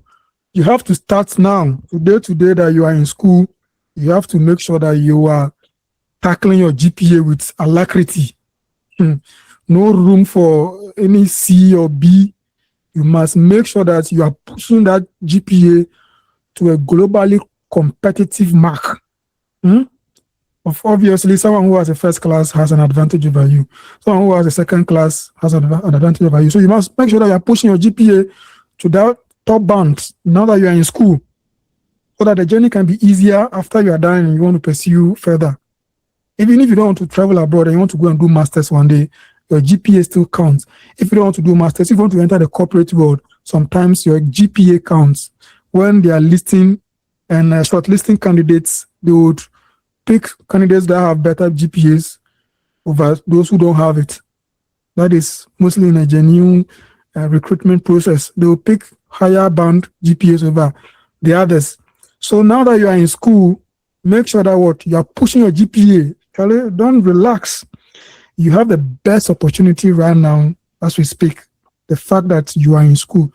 The pre-conference survey showed that 50% of you are still in the tertiary. It means that, hooray, you still have the opportunity to correct things. If your GPA is low, please, from today, let it be part of your goals that I need to correct stuff. I need to rewrite my story. I need to bring my GPA up. How do you do that? Your next exams that is coming up must be what? Must be relevant. That next exam that you have coming up in the next two weeks or next 1 month, that exam is very crucial for your 5-year goal. So, Charlie, some friends, you cut them off and take that focus. You understand? So that is it. So the first horizon, 0 to 12 months, you pass your exams, your current exams. Then maybe the next one, learn one practical skill during my next vacation. So in your next vacation, when you go home, make sure that you are learning a practical skill that will contribute to your future goal. So if it is coding, you want to enter into the tech space, you would want to start learning coding gradually. Like I mentioned, there are platforms that will give you free courses. Some will give you free courses. Some will give you as low as $35 to be able to learn coding, and you are good to go. Some of you you need to start learning public speaking. When you go home and your local church wants someone to come and read Bible, go volunteer, go and read the Bible or read the scripture in church. That will give you some confidence how to stand before crowd and speak. Take those small opportunities. Be intentional about it. Some of you can say you want to learn tailoring during the next vacation. You pick it, go to your next tailoring shop just by you and start volunteering to help or do something, or just sign up and start learning gradually. Some of you have to learn barbering. You can just go and start doing it gradually. Some of you can also commit to musical instruments. Some of you can do agriculture. The goal here is that you are doing something small in this 0 to 12 months or 0 to 2 months, 3 months, 6 months. You are doing something small that would ultimately add up to your future goal. Do you understand? So that is the horizon 1 or horizon 1 about setting goals. You build a daily discipline habit to be able to commit to what you want to do on a daily. There should be something that you are doing on a daily that will add up to what you want to achieve. Then, of course, I mentioned this, the bit by bit savings. So as part of your horizon 1 goals, your 0 to 12 months short-term goals, you would want to commit to, bit by bit savings to be able to gather some funds to do something bigger in the future. Also, I want to acquire, you can acquire a passport. You can set yourself that the next 0 to 3 months or 0 to 12 months or 0 to 6 days, I will acquire a passport because I have a travel abroad dream or something like that. So you can put that as part of your very immediate goals that you want to achieve. Then, or you want to achieve a driver's license.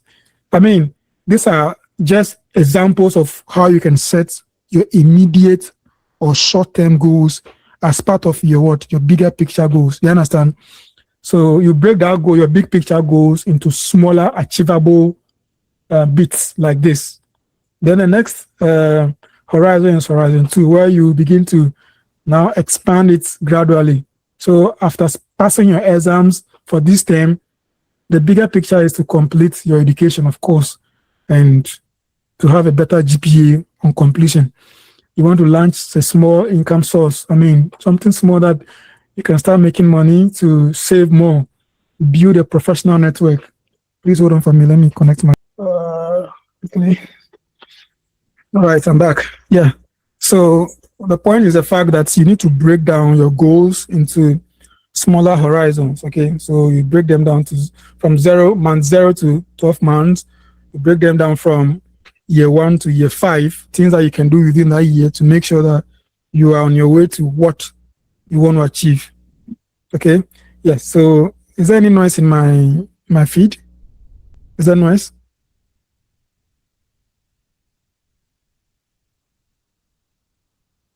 Am I clear? Okay, that's fine. Let's proceed. That's fine. Thank you for feedback. Yeah, so that is it. You must be able to break down your goals into horizons. Horizon 1, 0 to 12 months. Horizon 2, 1 to 5 years. And 5 to 15 years. You should be able to set goals that capture short-term. Okay, thank you for the feedback. So you should be able to set goals that capture all of these time horizons. Because, like I said, big goals won't happen in a fluke. It won't come all of a sudden. You need to start on a daily. You understand? So that is how you need to break your goals down. I have designed a template, like I said earlier, that I'll share a link with you to download and have this thing done on your own. So yeah, let's move on to the next one. So the thing is this. The frank is where you start does not define where you land. Yeah. Some of you have brothers and sisters out there who have been able to live the same conditions as you all are facing right now, but have been able to pursue good careers out there. So it's enough evidence for you to know that it doesn't matter where you come from. You may be in a village somewhere, Odomi, where somewhere, but still be able to pursue bigger goals and land yourself in a bigger space and be of greater impact to your communities. There is no limit. Your current location is not your limitation. It actually gives you a better story. When you come from a village, there's this aspect of when you're applying for master's education that they'll ask you to write a personal statement. What will make your story unique is how unique your background is. Some of us, what made our stories even more unique is the fact that we come from the village where electricity is a problem. We use all of those things to narrate our story to make it sound nicer. So even you being a village can be an advantage for you to say that even though I come from this kind of village, I was able to get a GPA of this at the university. With this kind of challenges, I was able to even push through with this. You understand? So your location is not a limitation at all. You can rethink it positively and use it to your advantage. Most big people out there have the same story of coming from below. When you ask them, they'll tell you that they started by selling pure water. They started by doing that and that. So it's a common story. Most people don't come up from big families. They start small and they get to where they are coming from. So your story is not special. You can also do it. So your constraints build character. Yes, this is very true. The challenges that you are facing right now are building you up. Trust me, they are building you up with survival instincts, survival strategies, because you've seen nothing before. You've seen what it means to be poor before. So even if one day you travel out to a country that you are starting from scratch, you know how to survive. Odomi, sometimes this is how we do things, and you think over here I'll be stranded by this circumstance. No, because you've experienced this before. So you've built that resilience by virtue of you coming from below. Do you understand? So me, for instance, when I was coming to this foreign land, there was a time that, of course, when you're a student, you don't be very measured with your finances. So there are some kind of accommodations you don't go for as a student. So I went for a very low tier accommodation where I had to share a room with someone. And someone who, which country was he coming from? One guy. It was very weird. So I had to share a room with this guy. And when I had conversations with some of my friends that were coming from big families, they'd be like, "Oh, Charlie, what? This place they stayed here. Charlie, no, me, I never live here." And things. I said, if you know where I come from, you even say this. My hometown crowd, this room is even better. So your background sometimes will give you that resilience. Okay. So I was able to save a lot on accommodation because I didn't go for that comfort. I was used to, managing things. So I entered a very small space, sharing a room, because I didn't have too much money to flaunt things around and live big like most people are doing out there. And I didn't feel stranded. For me, it was an okay situation for me because where I come from, this environment, you even have your own kitchen, you have this and that, you have constant electricity, you have water always flowing, and you think it's stressful. No, you know where I come from. Water comes once every month. So yes, so your current environment that you find yourself right now is actually building resilience in you, so that in the future, along the line, if you find yourself in an environment that will make you very tight, you don't complain. You push through and be able to still achieve your goals. So the world is closer than you think. These days, like I mentioned, my plus you, our generation is very blessed by the invention of internet. So now you can actually do whatever you want to do. You can achieve everything that you want to achieve in our generation by the fact that there's internet. You understand? You can leverage the internet to do anything that you want. You can pursue every course that you want to pursue. Currently, in our generation, even without going to the university. Okay, so I've shared enough on that. The fact that you can pursue, technical courses like IT courses on platforms like Udemy, Coursera, EDX. There are a lot of them that you can go on there. By the fact that you have, say, smartphone, just pay $35 instead of going to the university and paying 10,000 that you can afford. If you can afford university, great, you go. But what I'm saying is that if you can't afford, it doesn't mean that your story has come to an end. No, you still have an alternative where you can go on the commit, sign up to one of those online courses, use your smartphone, turn off WhatsApp, delete WhatsApp if it's your border. Hey, trust me, even though our generation is blessed with the internet, we are also faced with what we call distractions, okay? Digital distractions. In fact, the last time I checked, the average attention span of a youth has reduced to 2 hours. Yeah, so concentration, the average concentration span has reduced. Why? Because of social media and internet. So the distractions are real. Even though we are blessed to have the internet is also what's distracting us. So most of you realize that you want to study, your book is here, your phone is here, you are trying to learn, and you're also WhatsApping. You are learning and also watching TikTok. I mean, that is how our generation is faced with distractions digitally, even though digital innovation is supposed to make us grow. It's also giving us that challenge. So it is only those who are very disciplined that can use the internet to their advantage. Recently, I was going to write an exam, a very difficult exam that I need to prepare for. What I did was that I deleted my WhatsApp, I deleted Facebook, I deleted Instagram, I deleted TikTok because I wanted concentration. Every day my phone is buzzing. When I show you my WhatsApp, you marvel. Like unread chats are about 400 people here and there sending, and you would want to be keeping up. So some of you send me a lot of messages. If I come and say hi, it means that I value you a lot. And I'll come to that. Some of you don't know how to even message people. You send hi and wait for them to say hi. Then you come back later, how are you? You wait for them to come and say, I'm fine. Then you wait for them to come in. No, you don't reach out to people like that. If you want to have a chat with maybe a senior person or someone that you look up to, when you are typing your message, you type it consummately. You type it all at once.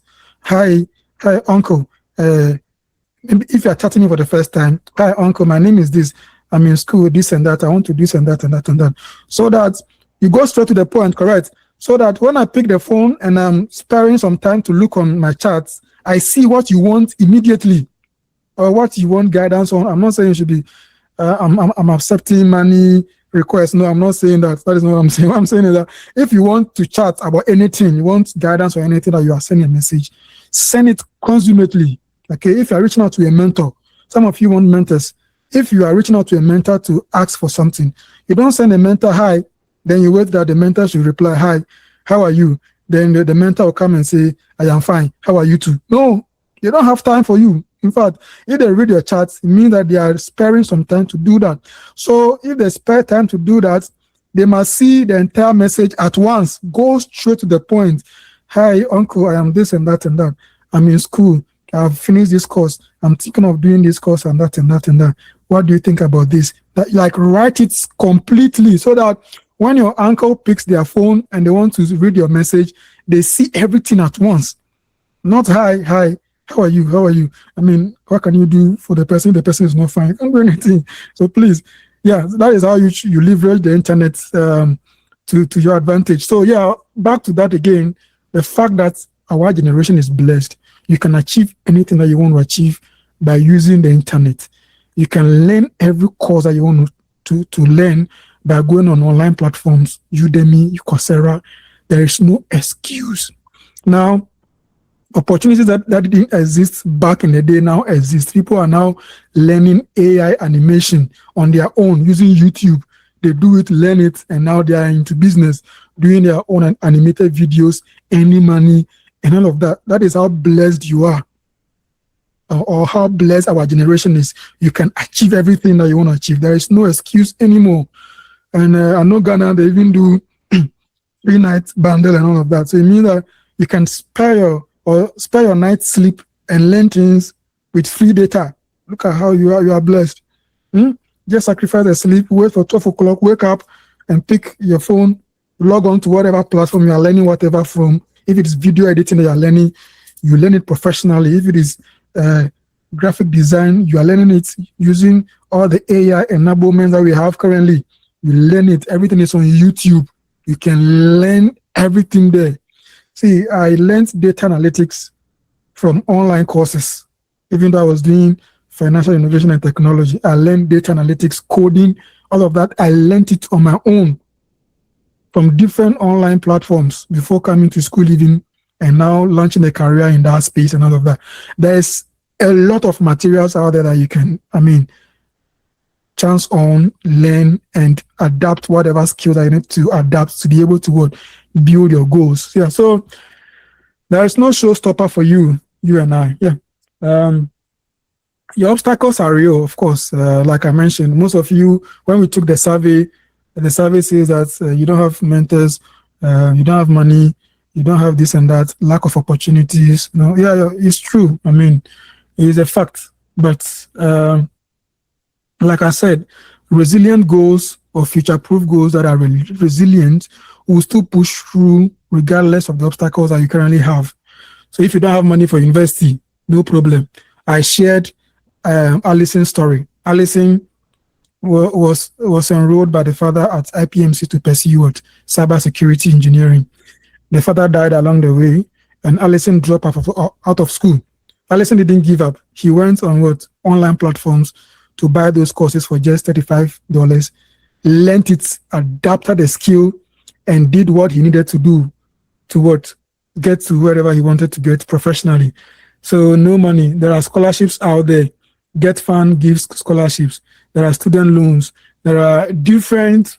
So there are learning platforms, Coursera, ALX, all of those courses. Even Google offers free courses with world-class recognizable certifications. So there is no excuse if you don't have money and you still want to go to school. There are scholarships out there, but the thing is, you need to know how to get them. Okay, you need to research. That is why the internet is there. You need to be able to ask the internet questions. How do I get scholarship as a Ghanaian to go and study in Togo? How do I get scholarship as a Ghanaian to go and study in Nigeria? How do I get scholarship as an SHS student to go and study at UPSC? You can research on the internet and get credible information. You can also go on YouTube and just type in there, how to. Is the most powerful word that I've come across in the last 5 years. How to. That is what I've been using all along on YouTube. How to do this, how to do that. And you see a lot of contents come up. How to braid hair, how to cook this, how to do that. You search on any topic, you see content there. Our generation is blessed. There is no excuse. How to get scholarship, you search on YouTube, you see content. How to get funding for my education, you search on YouTube, you see content. On every subject that you want to know anything about, there is solution. Go on YouTube, search, you see.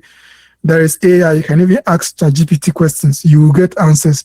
There is, Google, go there, type it there, you get answers. So there is no excuse for you and I in this generation on anything that you want to achieve. You understand? Now, there's peer pressure, of course, as one of the obstacles that you will face. So that is why I spoke about environment. Okay, you need to choose that environment.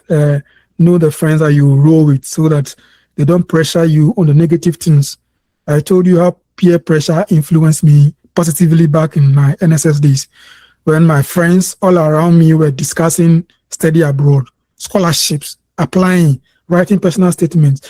That is the discussion all along in my circle of friends when I was doing national service. And that positive peer pressure grabbed me.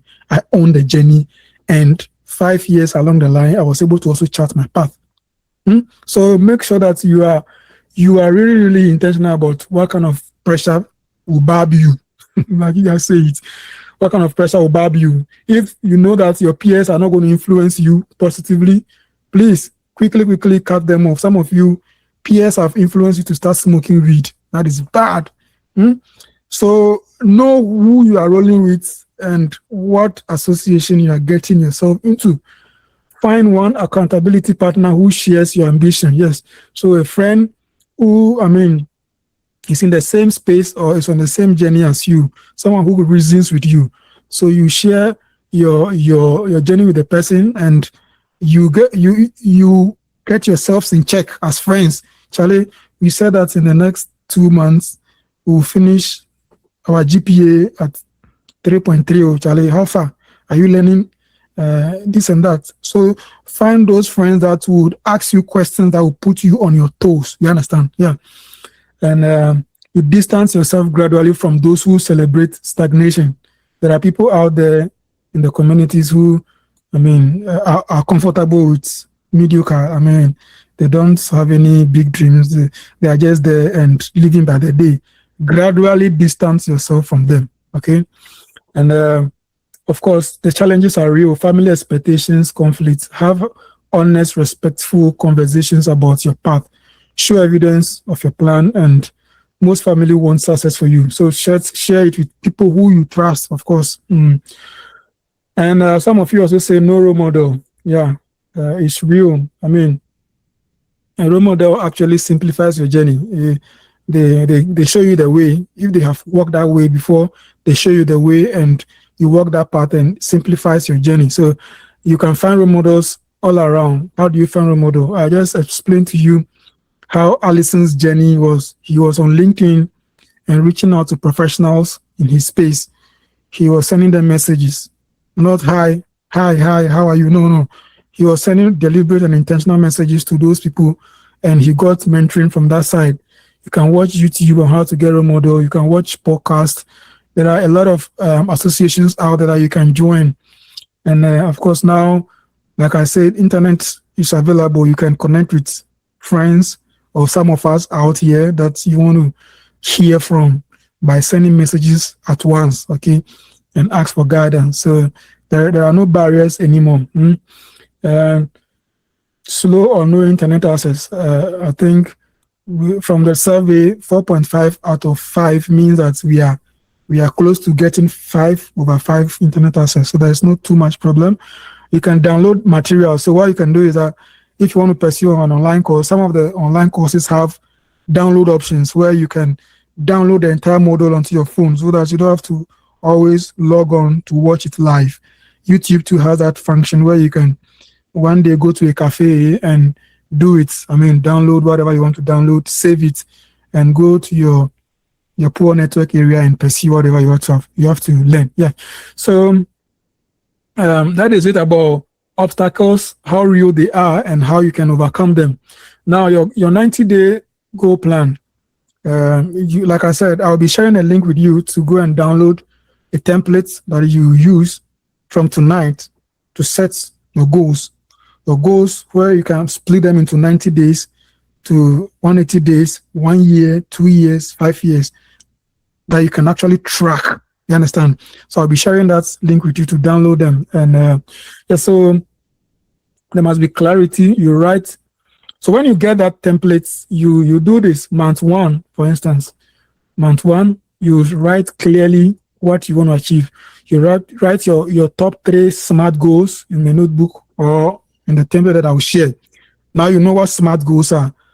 They are goals that are specific, measurable, achievable, all of that. So you write them, then you identify them with horizons. You split them into different horizons. First 1 month, first 3 months, first 6 months. You split them into different horizons. What you want to achieve at what point in time along the line up until 5 years. Okay. So the next thing is to, of course, find an accountability partner, someone that you trust that you can share your goals with, and the person will be asking you occasionally, how far with this, that, and that. Yeah. Then you remove a habit. Of course, to be able to find space for your goals, you need to remove some habits to make time to be able to sit down and pursue what you need to pursue. So you're going to be removing some habits from your regular routines. Some of you need to go off some social media platforms that are not helping you. You need to remove something so that you can find space for pursuing your real goals. Okay.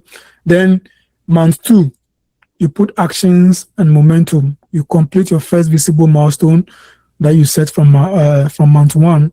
You research whatever that you need to research. For instance, if you want to get a scholarship, you are researching. Month 2, spending 30 minutes daily on your skill that you want to build. I mean, there are different things that you would want to put in different categories from month 1, month 2, month 3, and all of that. So month 3, you can put review and adapt. You conduct a personal quarterly review.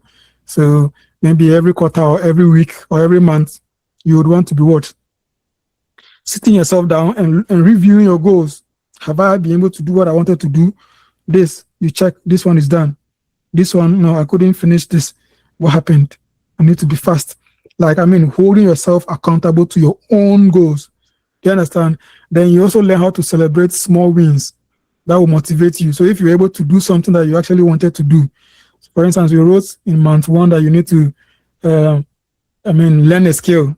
And at the end of the month, you're able to actually learn that skill. It's a big win.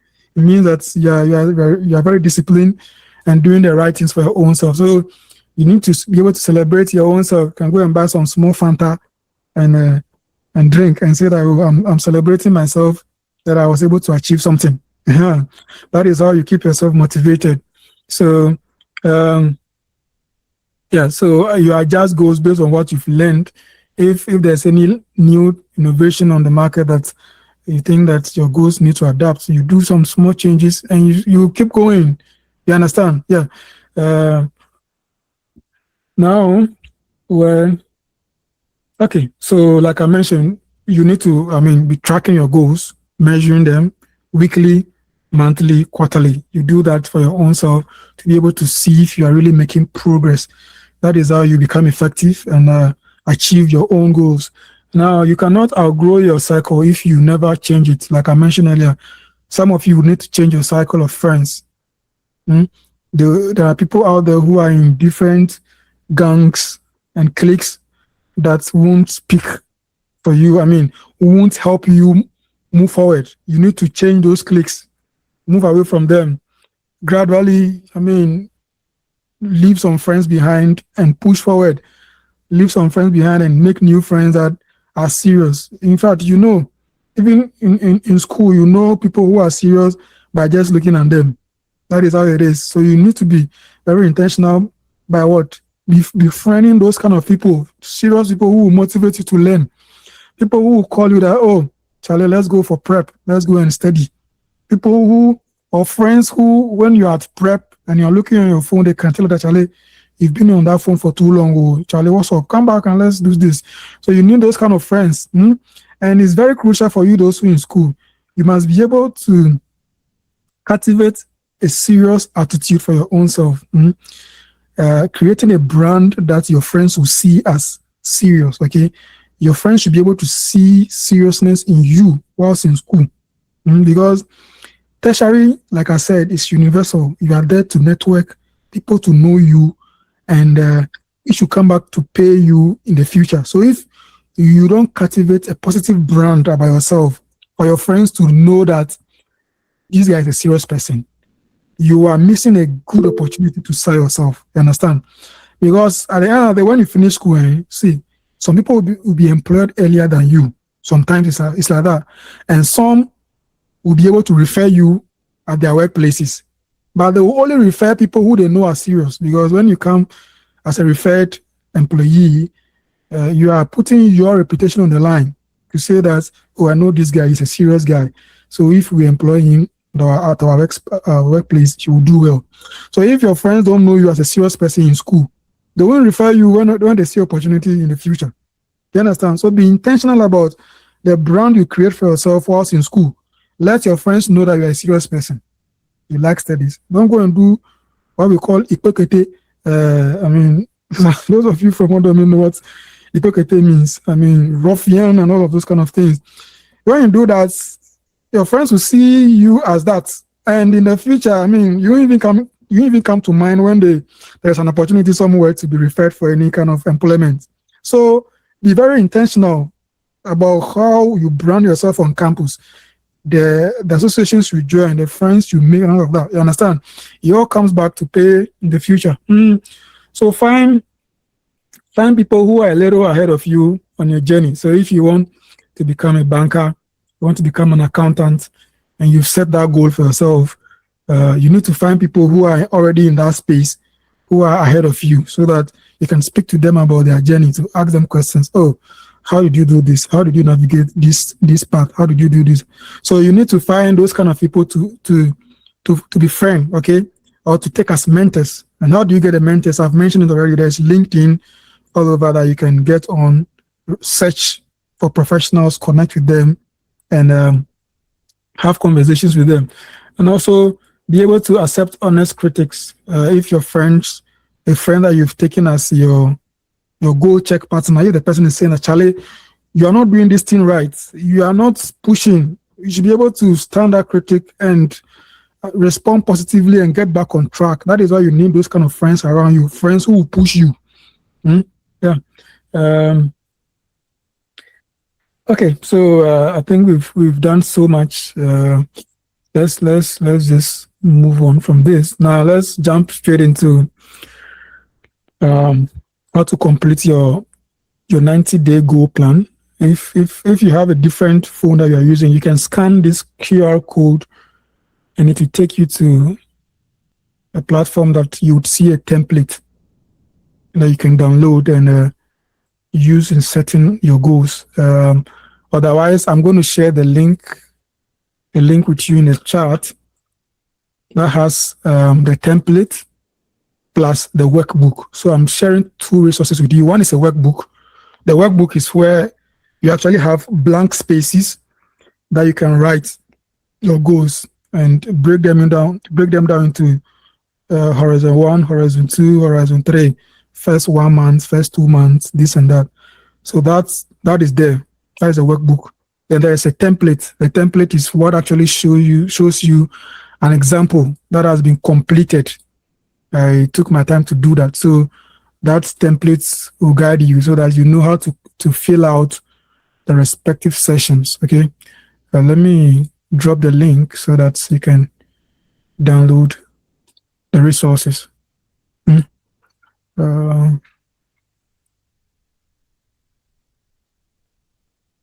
So we'll take the questions. Take questions in the next few minutes. But let me just drop this link. How do I do that quickly? Chat. Okay. So this is the link. Listen it. So conference resources. Over there, you'd see. Scroll down. Let me just share screen so that you see how to. If you've been able to access the link, let me know. Give me feedback so that I can give me a thumbs up. Yeah, great. Thank you. So you just click on the link. You'd see download option there. I took my time to do this for you, so make sure you are actually using it. So over there, you'd see a sample of a completed 90-day goal. Okay, how you can do it. So you follow that guideline to do yours. Now you need the workbook itself. I mean the empty workbook that you can write yours in. Let me get that for you as well.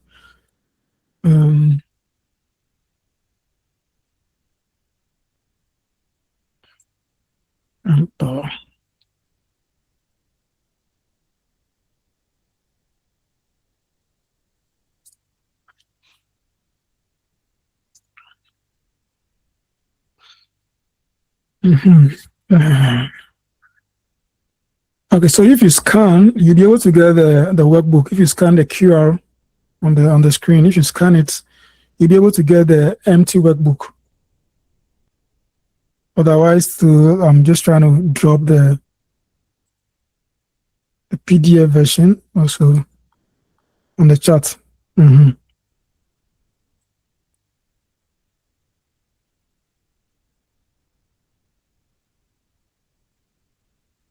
drop PDF here. I don't think so. Has anyone been able to scan the QR to access the workbook?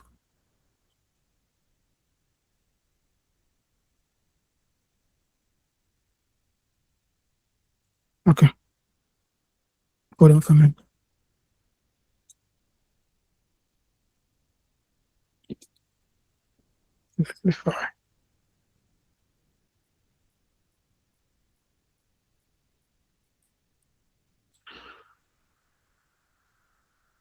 All right, so I'll drop the link there for the workbook so that you can look on the sample or the templates and complete the workbook.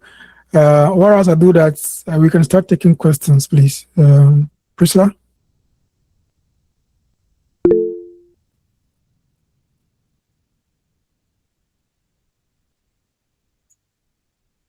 Let me unmute, see if anyone wants to raise their hand and speak.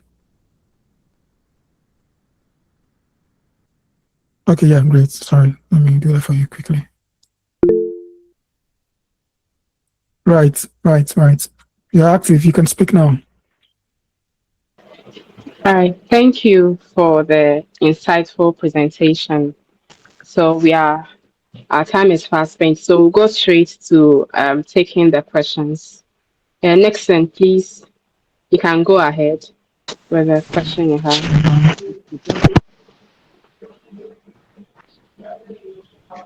Good evening, everyone. Good evening.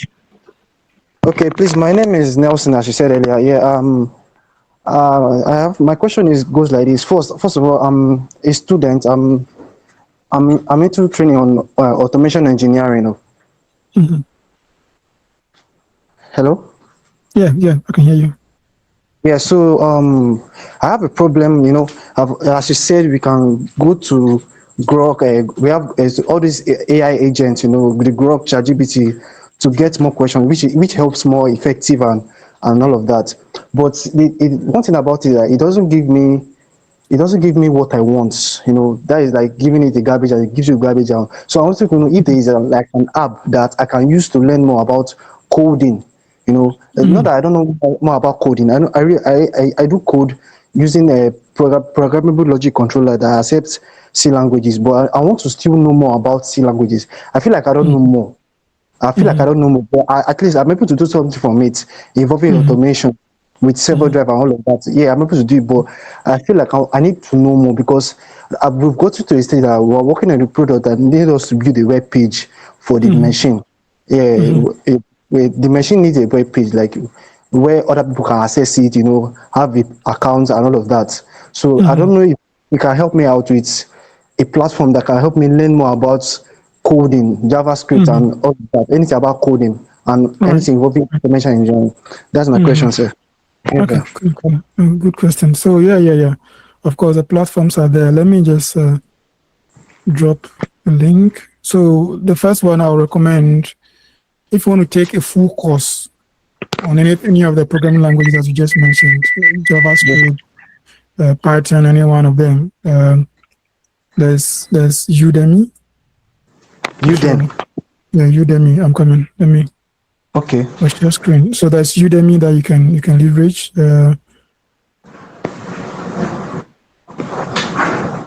Can you see my screen? I'm coming out to drag it. I want to see it. Yeah, so Okay. that's the Udemy. Screen. Yeah. So Udemy is a learning platform. You can go there and explore their courses. So you just type anything that you want to learn there. Okay. And also there's Coursera. Hold on. Would you want me to drop the link, or you can see it from the bar? I'm seeing from there. I'll just question and go and do my research on it. Right. So yeah. So there's Udemy. There's Coursera. There's Coursera. Let me just Coursera.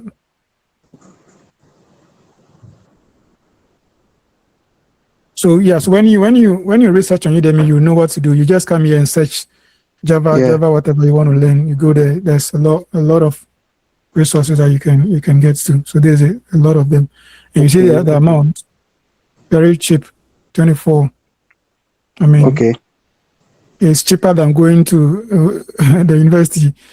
If you can't afford university, you can't afford a physical something. I'm not saying universities are not good, please. Yeah. So what I'm saying is that you can actually learn whatever you want to learn from these platforms. So there's Coursera also. Coursera.org. That's it. Okay. Well, you can just sign up and learn whatever you want to learn.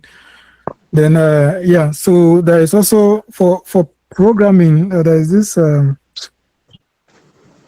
You can text me on the side. There are a lot of platforms that you can actually do this. But I mean, these two, you can't go wrong with Coursera. You can't go wrong with Coursera, Udemy. Mm-hmm. And there's YouTube as well. Yeah. Okay. Next question. Thank you. Yeah. Not the best. Yeah. Okay. Thank you. Thank you very much. Mm-hmm. Who is next, please?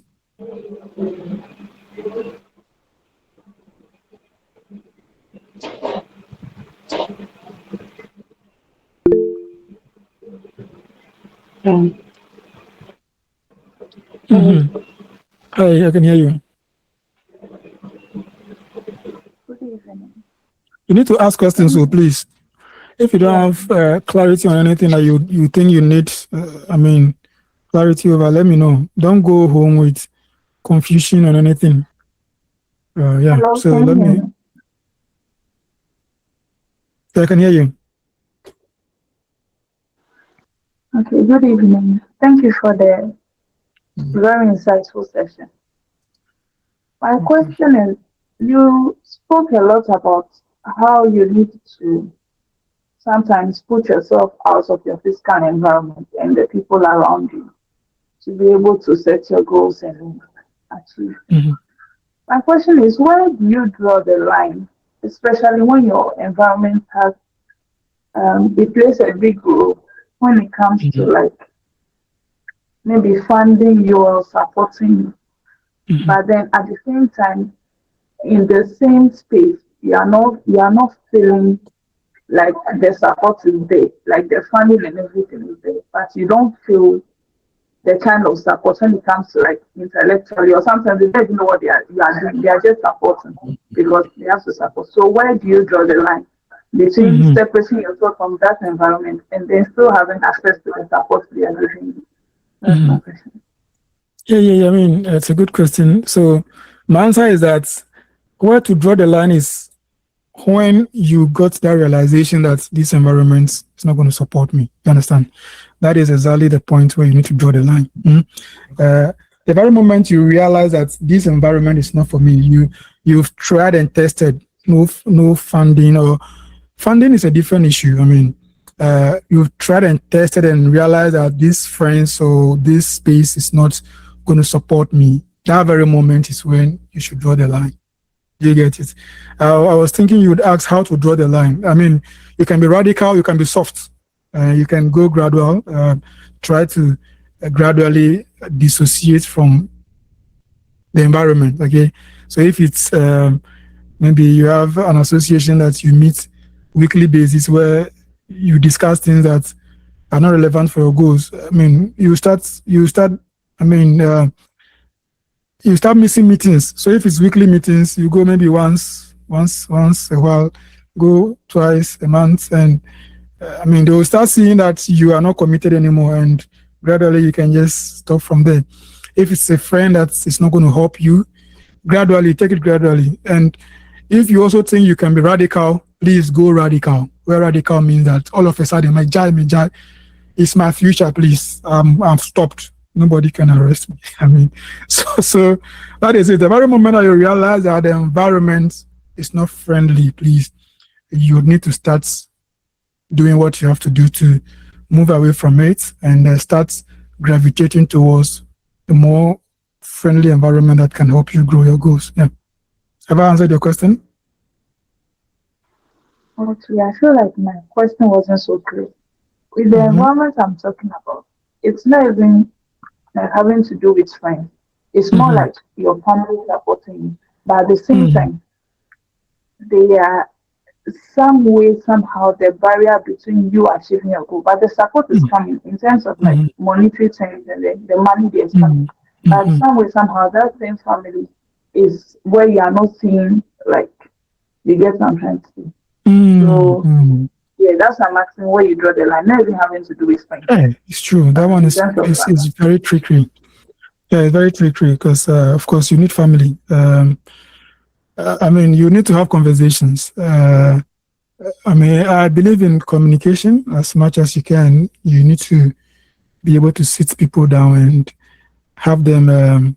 I think somewhere along the line, I mentioned that in the presentation, like, I mean, have conversations with family. It may not be the entire family. Get one person that you know can understand you.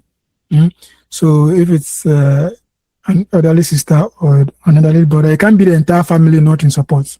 Definitely not. You will find one person or two that can actually be on your side. Speak to them, and hopefully they are able to help you convince the rest of the family or whoever that needs to be convinced to help you move on because it's your life. You understand? So you need to be very strategic about that. And if you believe in prayer too, you can pray about it. Okay. Thank you so much. Right. Next question, please. Yeah, Prince Tete. You have the floor.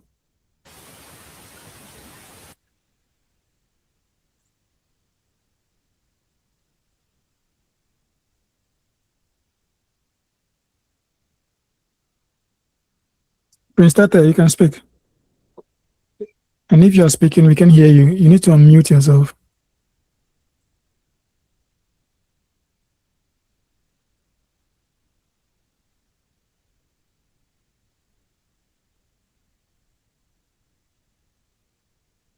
Okay, the next person was Prince fixes his internet, or I mean, yeah.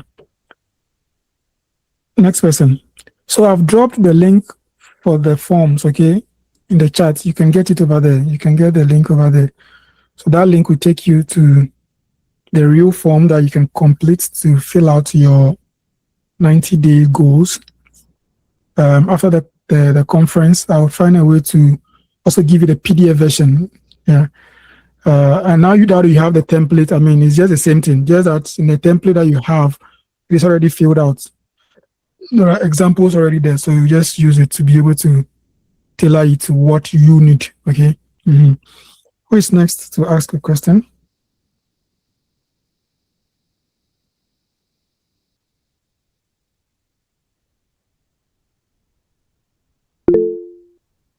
Yeah, Ernest, on the floor.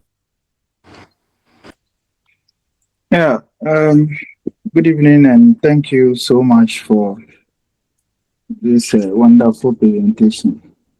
My question is for those of our colleagues who are not in the formal educational sector.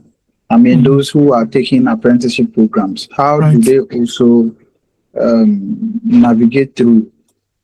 In terms of talking about, for example, for students in the formal sector. I mean, talking about these courses we are talking about in order to enhance their skills. How do they also navigate their way through? Yeah, that's a good question, and yeah. One thing I would always reference to is the pre-conference data that we gathered. Again, the insights I got from that is that at least even those who are not actively in school right now, that are the informal sector, most of them completed at least high school or even tertiary. Okay, it means that there's some level of education already at the background. You can read and write. They can use the internet. So virtually everything that you are doing currently, if it is your own business that you are setting up, or at the informal sector that you are doing something currently, okay, you can be able to leverage the internet to thrive. Okay, it is not the reserve for only those who are in school or in the formal sector. The informal sector, you can leverage the internet to thrive. How do you do that? There's a way of selling whatever you are doing on the internet currently. Social media, people use it differently. Some people don't use it right. Some people are using it well to actually advance their hustles or sell their hustles and skills. So if you are the informal sector, that you are doing something that is skillful, you're in a skillful trade. There's a way of marketing your trade on the internet or on social media. Okay, so you are not limited in any way. Wherever you find yourself, our current generation is blessed such that you can leverage all these nice resources to market yourself and remain very relevant in your area and also blossom. Do you understand? So this information is not just for our guys and ladies at the formal space pursuing careers, professional careers at the formal space. Those of you who are doing your own businesses, have your own establishments, are doing your own thing in your own corner, there's still leverage for you. There's still a lot of things that you can do with the internet to be able to grow your own craft somewhere. You can learn a lot of things even on YouTube. Whatever you are doing locally right now, I bet you there are a lot of people who are doing it out here that have listed it, or even on YouTube, that will teach you more skills to add to your current informal skill that you are building or using to do whatever venture that you are in right now. Do you get my point? So yeah, the internet is there for anything that you want to accomplish. I don't know if I've answered your question.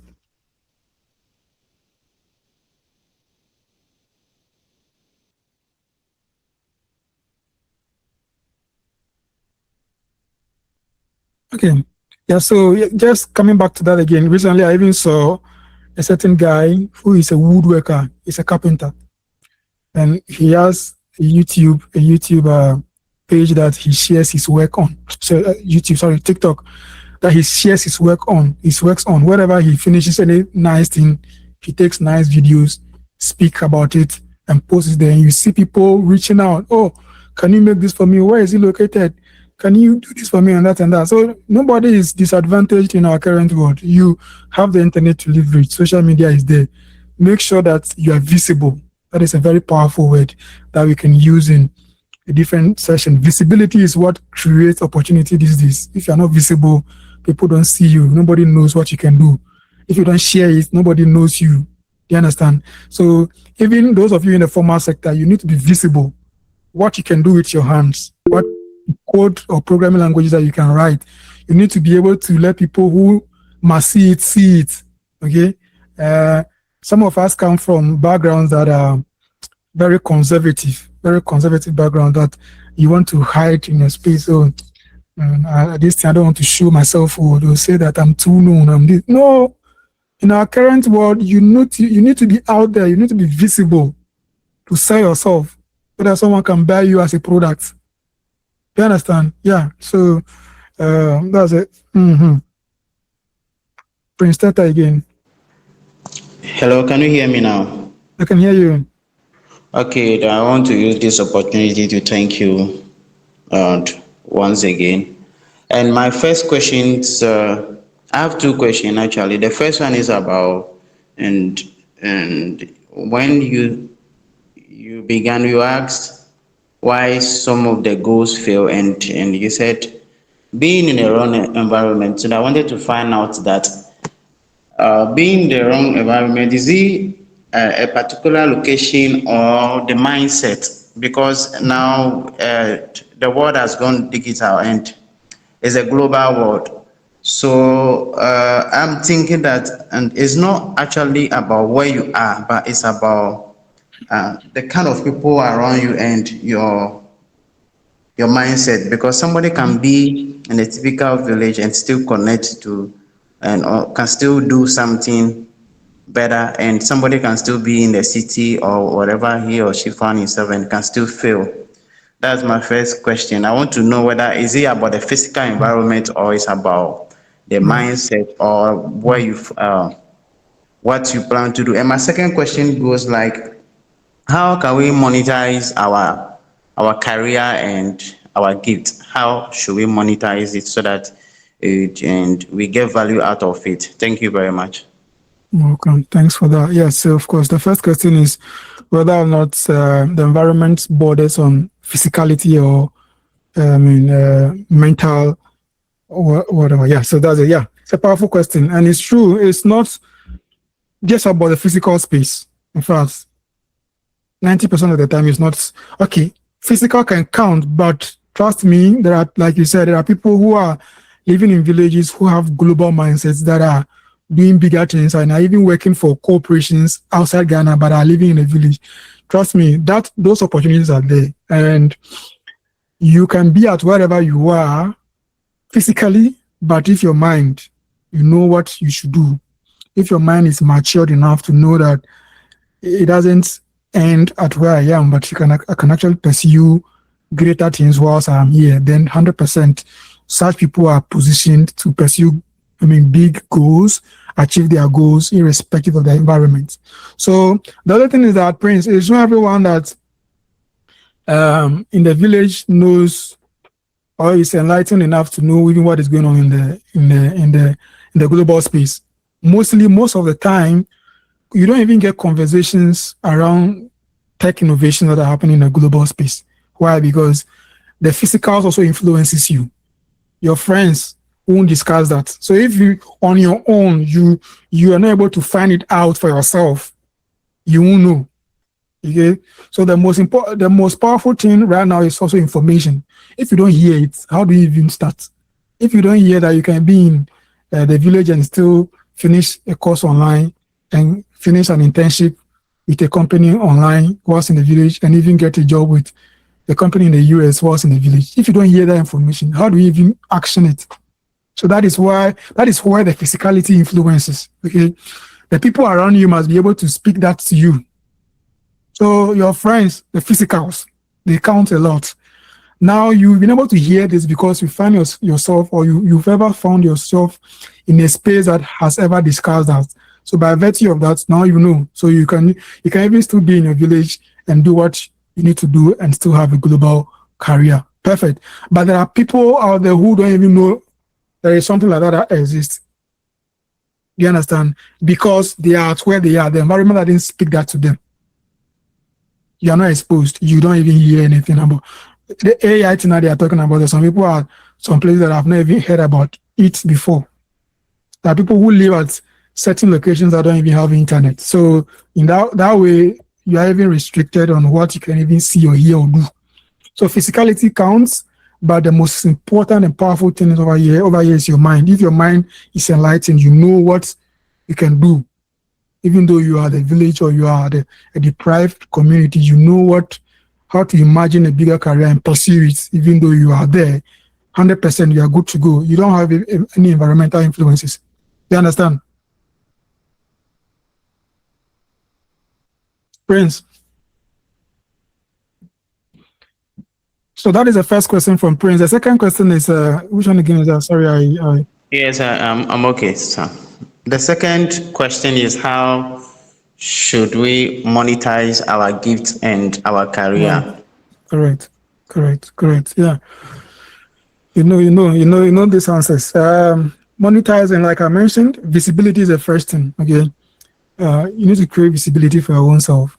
Consider yourself as a stock or consider yourself as a commodity. Your skills and everything you have are the features of your own self as a commodity.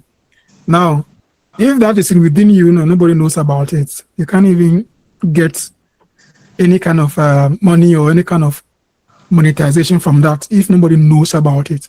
So let's assume you've built so much skills in coding, you know data analytics, you've pursued the course online and all of that. Now, the next thing is you getting someone to buy into your skills. So you need to create that visibility. Okay. Where do you create that visibility? On platforms that matter. So if employers are on LinkedIn, that is where the employers are for corporate organizations. Then you need to be on LinkedIn to monetize that skill that you have. Where monetization here means that you are putting yourself on a shelf on LinkedIn that I have these skills. Now I need to be employed to make money from my skills. So when you get on LinkedIn, you create a beautiful profile of your own self. Your skills are there. Then the next thing you do is what? Occasionally take on projects or speak about topics around the skills that you have. Okay. So you create, first of all, you need to create connections. Okay. And it's straightforward. Just search people, search for different organizations and their employees, connect. You can even search for HRs of respective organizations on LinkedIn, connect with them. Now, what you've done over there is that you've created an audience for your own self. People who you've connected with are the people who will see your posts when you post. So you connect with them as many as possible.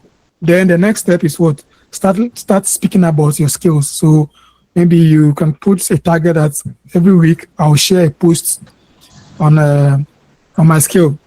So if you know how to code, you can just come and you can take on a project, then you snip part of your coding, then you put on LinkedIn as a post, you write a beautiful insights there and all of that. So what you're doing is that you're putting yourself on the shelf to be seen by recruiters.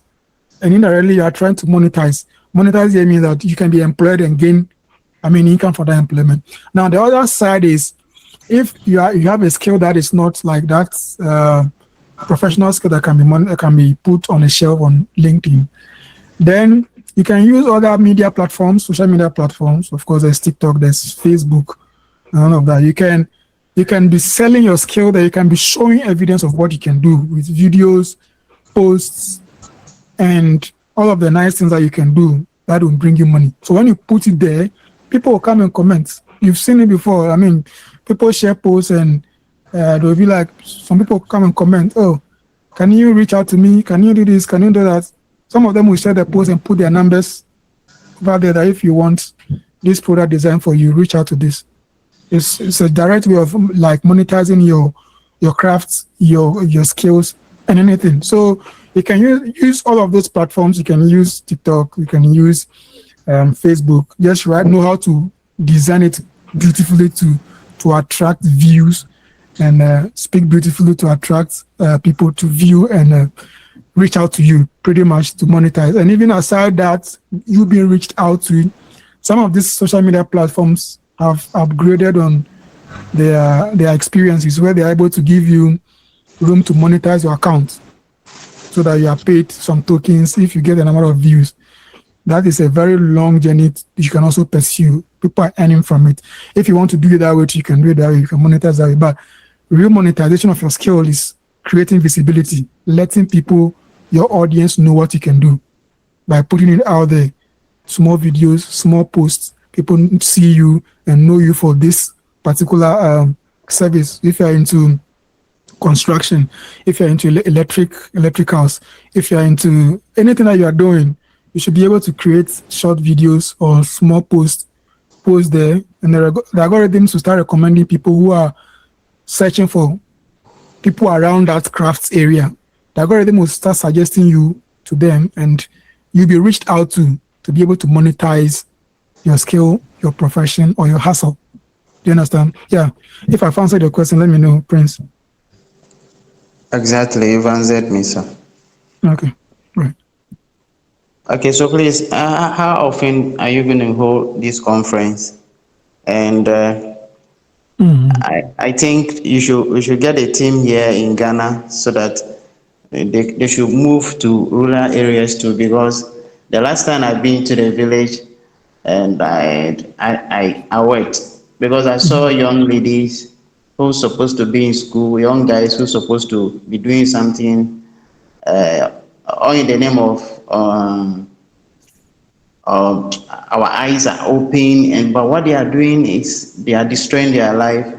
Young boys are now dealing in drugs, and the ladies are getting pregnant at early age.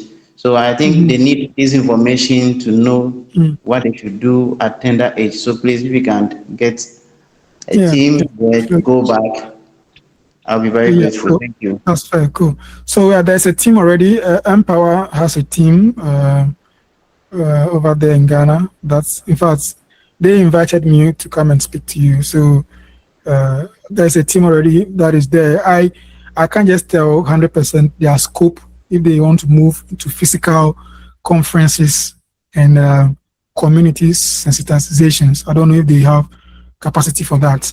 If they would want to, perfect. But 100% there's a team. Ernest, Priscilla herself, the host. There's an entire team. All right. Some people you can drop off, please. So yes. So there's an entire team on the floor that is putting all of these things together to make sure that we're able to have these experiences. And of course, it's not going to be the last of its kind. Hopefully, we can find time in the future to connect on different topics. Just one thing I liked about the leadership of this team is that when they reached out to me on this conference, it wasn't just like fixing it for the next 2 weeks or the next week. They actually gave it time. They reached out, I think, 2 months ago and fixed a date for today. Goodness, I am reiterating that your generation will do better than us because you're able to plan. You're able to, we didn't do these things when we were at your age, not in our community. Some of us did it at the university when we were president and all of that. We were organizing programs, but not at the community level, being able to set a date in the future 2 months ahead, reaching out to a speaker, keeping close contacts, doing all of this planning for people to come and enjoy. I mean, you guys, you are in good hands. Your generation is blessed. So kudos to the team again. Keep it up. And like I said, we can explore different topics in the future. Just let me know ahead of time so that I can adjust my schedule. And there are a lot of speakers out there who can come on board and speak to you on different topics. It's not just me. A lot of them, a lot of my colleagues, my age mates who have also navigated their paths and doing great over there. There's one very great man on this platform, Mr. Kevin. He is currently in the US. I grew up with him in the same Kagbamiku. We call it Kagbamiku means neighborhood. And we've navigated this path together, and he's also pursuing a PhD. I mean, there's so much interesting things going on with my age mates out there that you can find them to come and speak to you on different subjects and topics. So yes, I only pray that you don't give up. You continue doing what you're doing, and you'll be fine.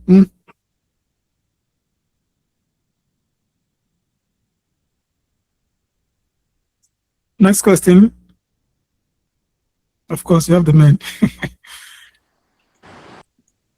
Okay. This one is a personal. It's on a personal level. Aside building my career as a chemical engineer, I am so passionate about tech and innovation, and so late last year, I took a course. I'm so interested in data analytics, and so I started a beginner's course on one of the platforms. But my question is, do I need to master all the tools like Excel, SQL, Python, or I can just master one of them and then be an expert in that area? Right. Good question. So definitely you've defined it. You have a path that you want to take in the tech space. The tech space is very broad, so you need to choose where you want to belong. You've defined it, which is data, and now you need tools. The tools too are very broad when it comes to data, but of course there are some tools that are very crucial. We call them fundamental tools that you need to master. So the first one, like you mentioned, Excel is the number one tool. Make sure you master that.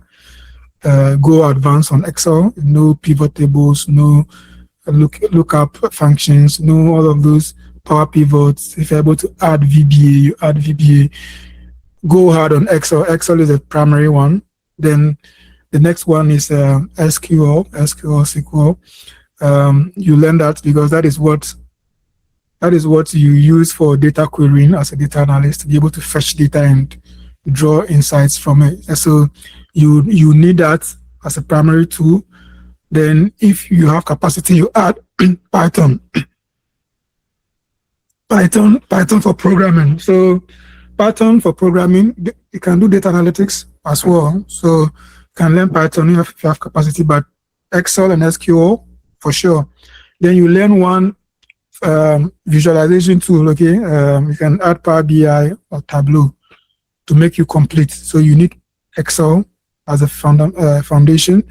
You need SQL as your programming, data querying language tool or data query language that you use to interact with databases. Okay, different databases use SQL for data querying. So you need SQL, you need Excel for sure. Then the Python, you top it up with Python. Then you need one visualization tool, which is Power BI, very widely known. It's a free platform that you can learn by Microsoft. There's also Tableau that you can learn. So with these three, you can do Excel, SQL, Power BI, then later on Python. If you're able to do the four, you are good. Excel, SQL, Python, Power BI, or Tableau, you are good to go for data analytics. Yeah. And one thing you know for sure, data analytics, you have to create visibility for yourself, create a portfolio to show what you can do with your skills. Be on LinkedIn, connect with people, share your projects, contribute to data communities so that you can create visibility, okay, with people who matter. And just to come back to the fact that you are in a different field like chemical engineering, and you want to add tech, that is great. So there's one thing that I would recommend to any one of you here who wants to have a second-hand career from what you are doing. If you are into teaching, you can still add data to it by going out there and pursue one of the data courses to add to it. In fact, the most powerful people in this world, in our generation, are people who can make use of data, people who can interpret data and make decisions based on data. They are the ones who will win. Okay, so whatever you are, whatever career you are in, make sure that you are preparing yourself to be able to use data, able to make meaning of data, put data together, and make decisions based on data. Okay, like what we did for this conference when we were coming, we decided to, conduct a survey. And the survey, the aim of the survey was to give us an idea of who will be attending, so that we know how to, construct our content to fit. Which means we're making a data-driven decision. You understand? That is why the conversation has been predominantly around professional, because over 50% to 60% are students. Some of you are still in school. So we have to use the data we acquired to be able to, and there's the data we acquired to be able to tailor the presentation to match. So wherever you are, whatever field you are in currently, to become very powerful, you need to be able to use data. Try and do something on the side that can help you make meaning of data, to be able to take decisions based on data or facts. All right, so next question. Ernest, have I answered your question? Sorry. Yes, I'm okay. Thank you. Mm-hmm. Okay. Next question.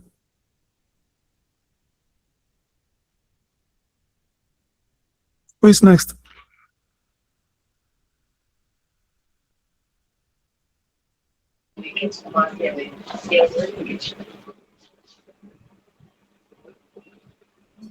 Any more questions?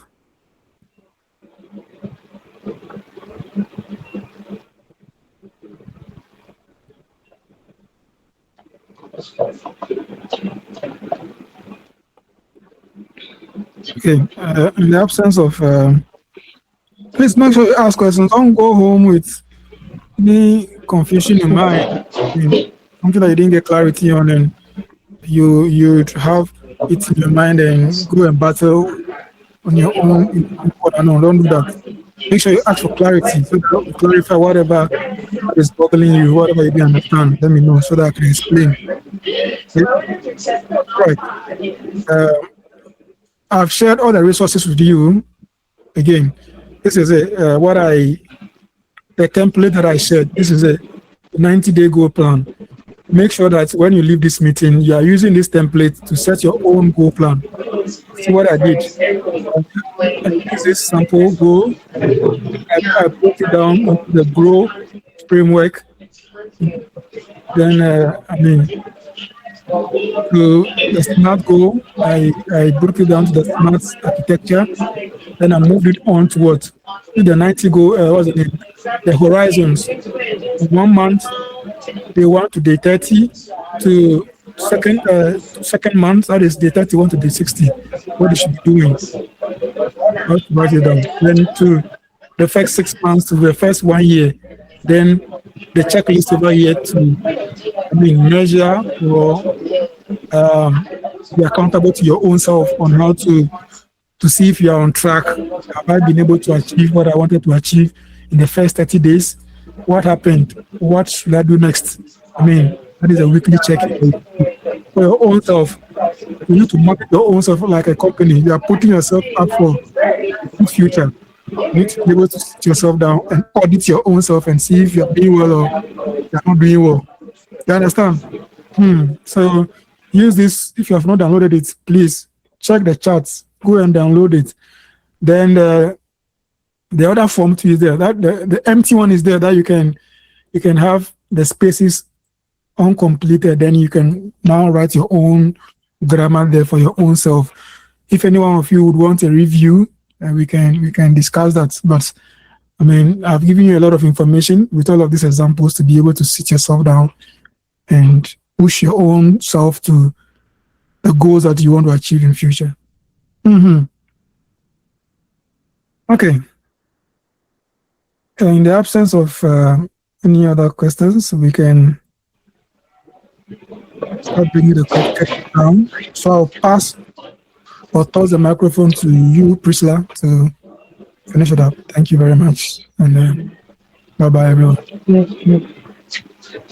Okay, thank you, Steka, for the presentation, and to everyone who asked questions and contributed to the session. We hope that these insights have been valuable for all of us here, and we'll be able to make realistic goals and be resilient in achieving them. So thank you once again, and we'd like to thank all participants for engaging. I think most of us have left, but then we still have a few more here. Your involvement made the mentorship meaningful. So as we conclude, I encourage everyone to reflect on the lessons shared today and on the question that was asked earlier, that if you could write a letter to yourself in 10 years, what will that letter say? And on behalf of the Empower Youth Initiative, we are extremely grateful to our guest speaker for taking time to share his experiences and expertise with us. So we'll call on Mr. Adam Samuel to give us the vote of thanks. Mr. Samuel Adam, please, are you there? Yes, please, I'm here. All right. I So thank you please very give much, us Madam the vote of Krista. thanks. Yeah. Yeah. All right, good evening, everyone. As introduced earlier, my name is Samuel Adom, an executive of Empower Youth, and I'll be giving the vote of thanks. So, on behalf of Empower Youth, I would like to thank first the Almighty God who has made this session or this moment possible by giving us life. Secondly, I would like to express my sincere gratitude on behalf of the Empower Youth to Mr. Kallai Prosper, an accomplished analyst in business intelligence and one of our favorites, for taking time to join us today and share insights. Your session today on setting future-proof goals has been really enlightening, and we are confident that the guidance and strategies you have shared will indeed empower each of us to plan effectively for the future and also to navigate the challenges ahead of us. We deeply appreciate the practical examples and the wisdom you have imparted, which will undoubtedly inspire us to set goals that are realistic, sustainable, and impactful. I would also like to extend Our thanks to everyone who joined this meeting this evening, who also contributed to a vibrant and engaging discussion. Your participation today truly makes sessions like this more meaningful, and we are looking forward that the nearest future will be organizing more sessions and will be needing more participation. Once again, thank you all. Thank you. Thank you very much. So call on Mr. Joshua Ampoma to give us the closing prayer. Okay. Thank you. Okay, sorry. Bow down in prayer. Thank you, Jesus. We thank you for guiding us through this successful meeting today. We are grateful for the knowledge, ideas, and inspiration that have been shared during this youth dialogue. Lord, we thank you for the speaker, the host, the organizers of the Empowered Odomi Youth, and every participant who joined this program. May the lessons we have learned help us to set meaningful and future focused goals that will positively impact our communities and our nation. Father, as we leave this meeting, let us not forget what we have learned, but to put it into action, straining us to become responsible leaders, agents of what change in our generation. God protect us as we go back to our sleep. Guide us that what we do live from now to the end. In Jesus' name we pray. Amen. Amen. Amen. Right. Amen. Thank you all for joining us, guest speaker, participants, and all executives who made this session possible. Wishing you all productive week ahead, and we look forward to seeing you at our next session. Thank you once again, and have a good night.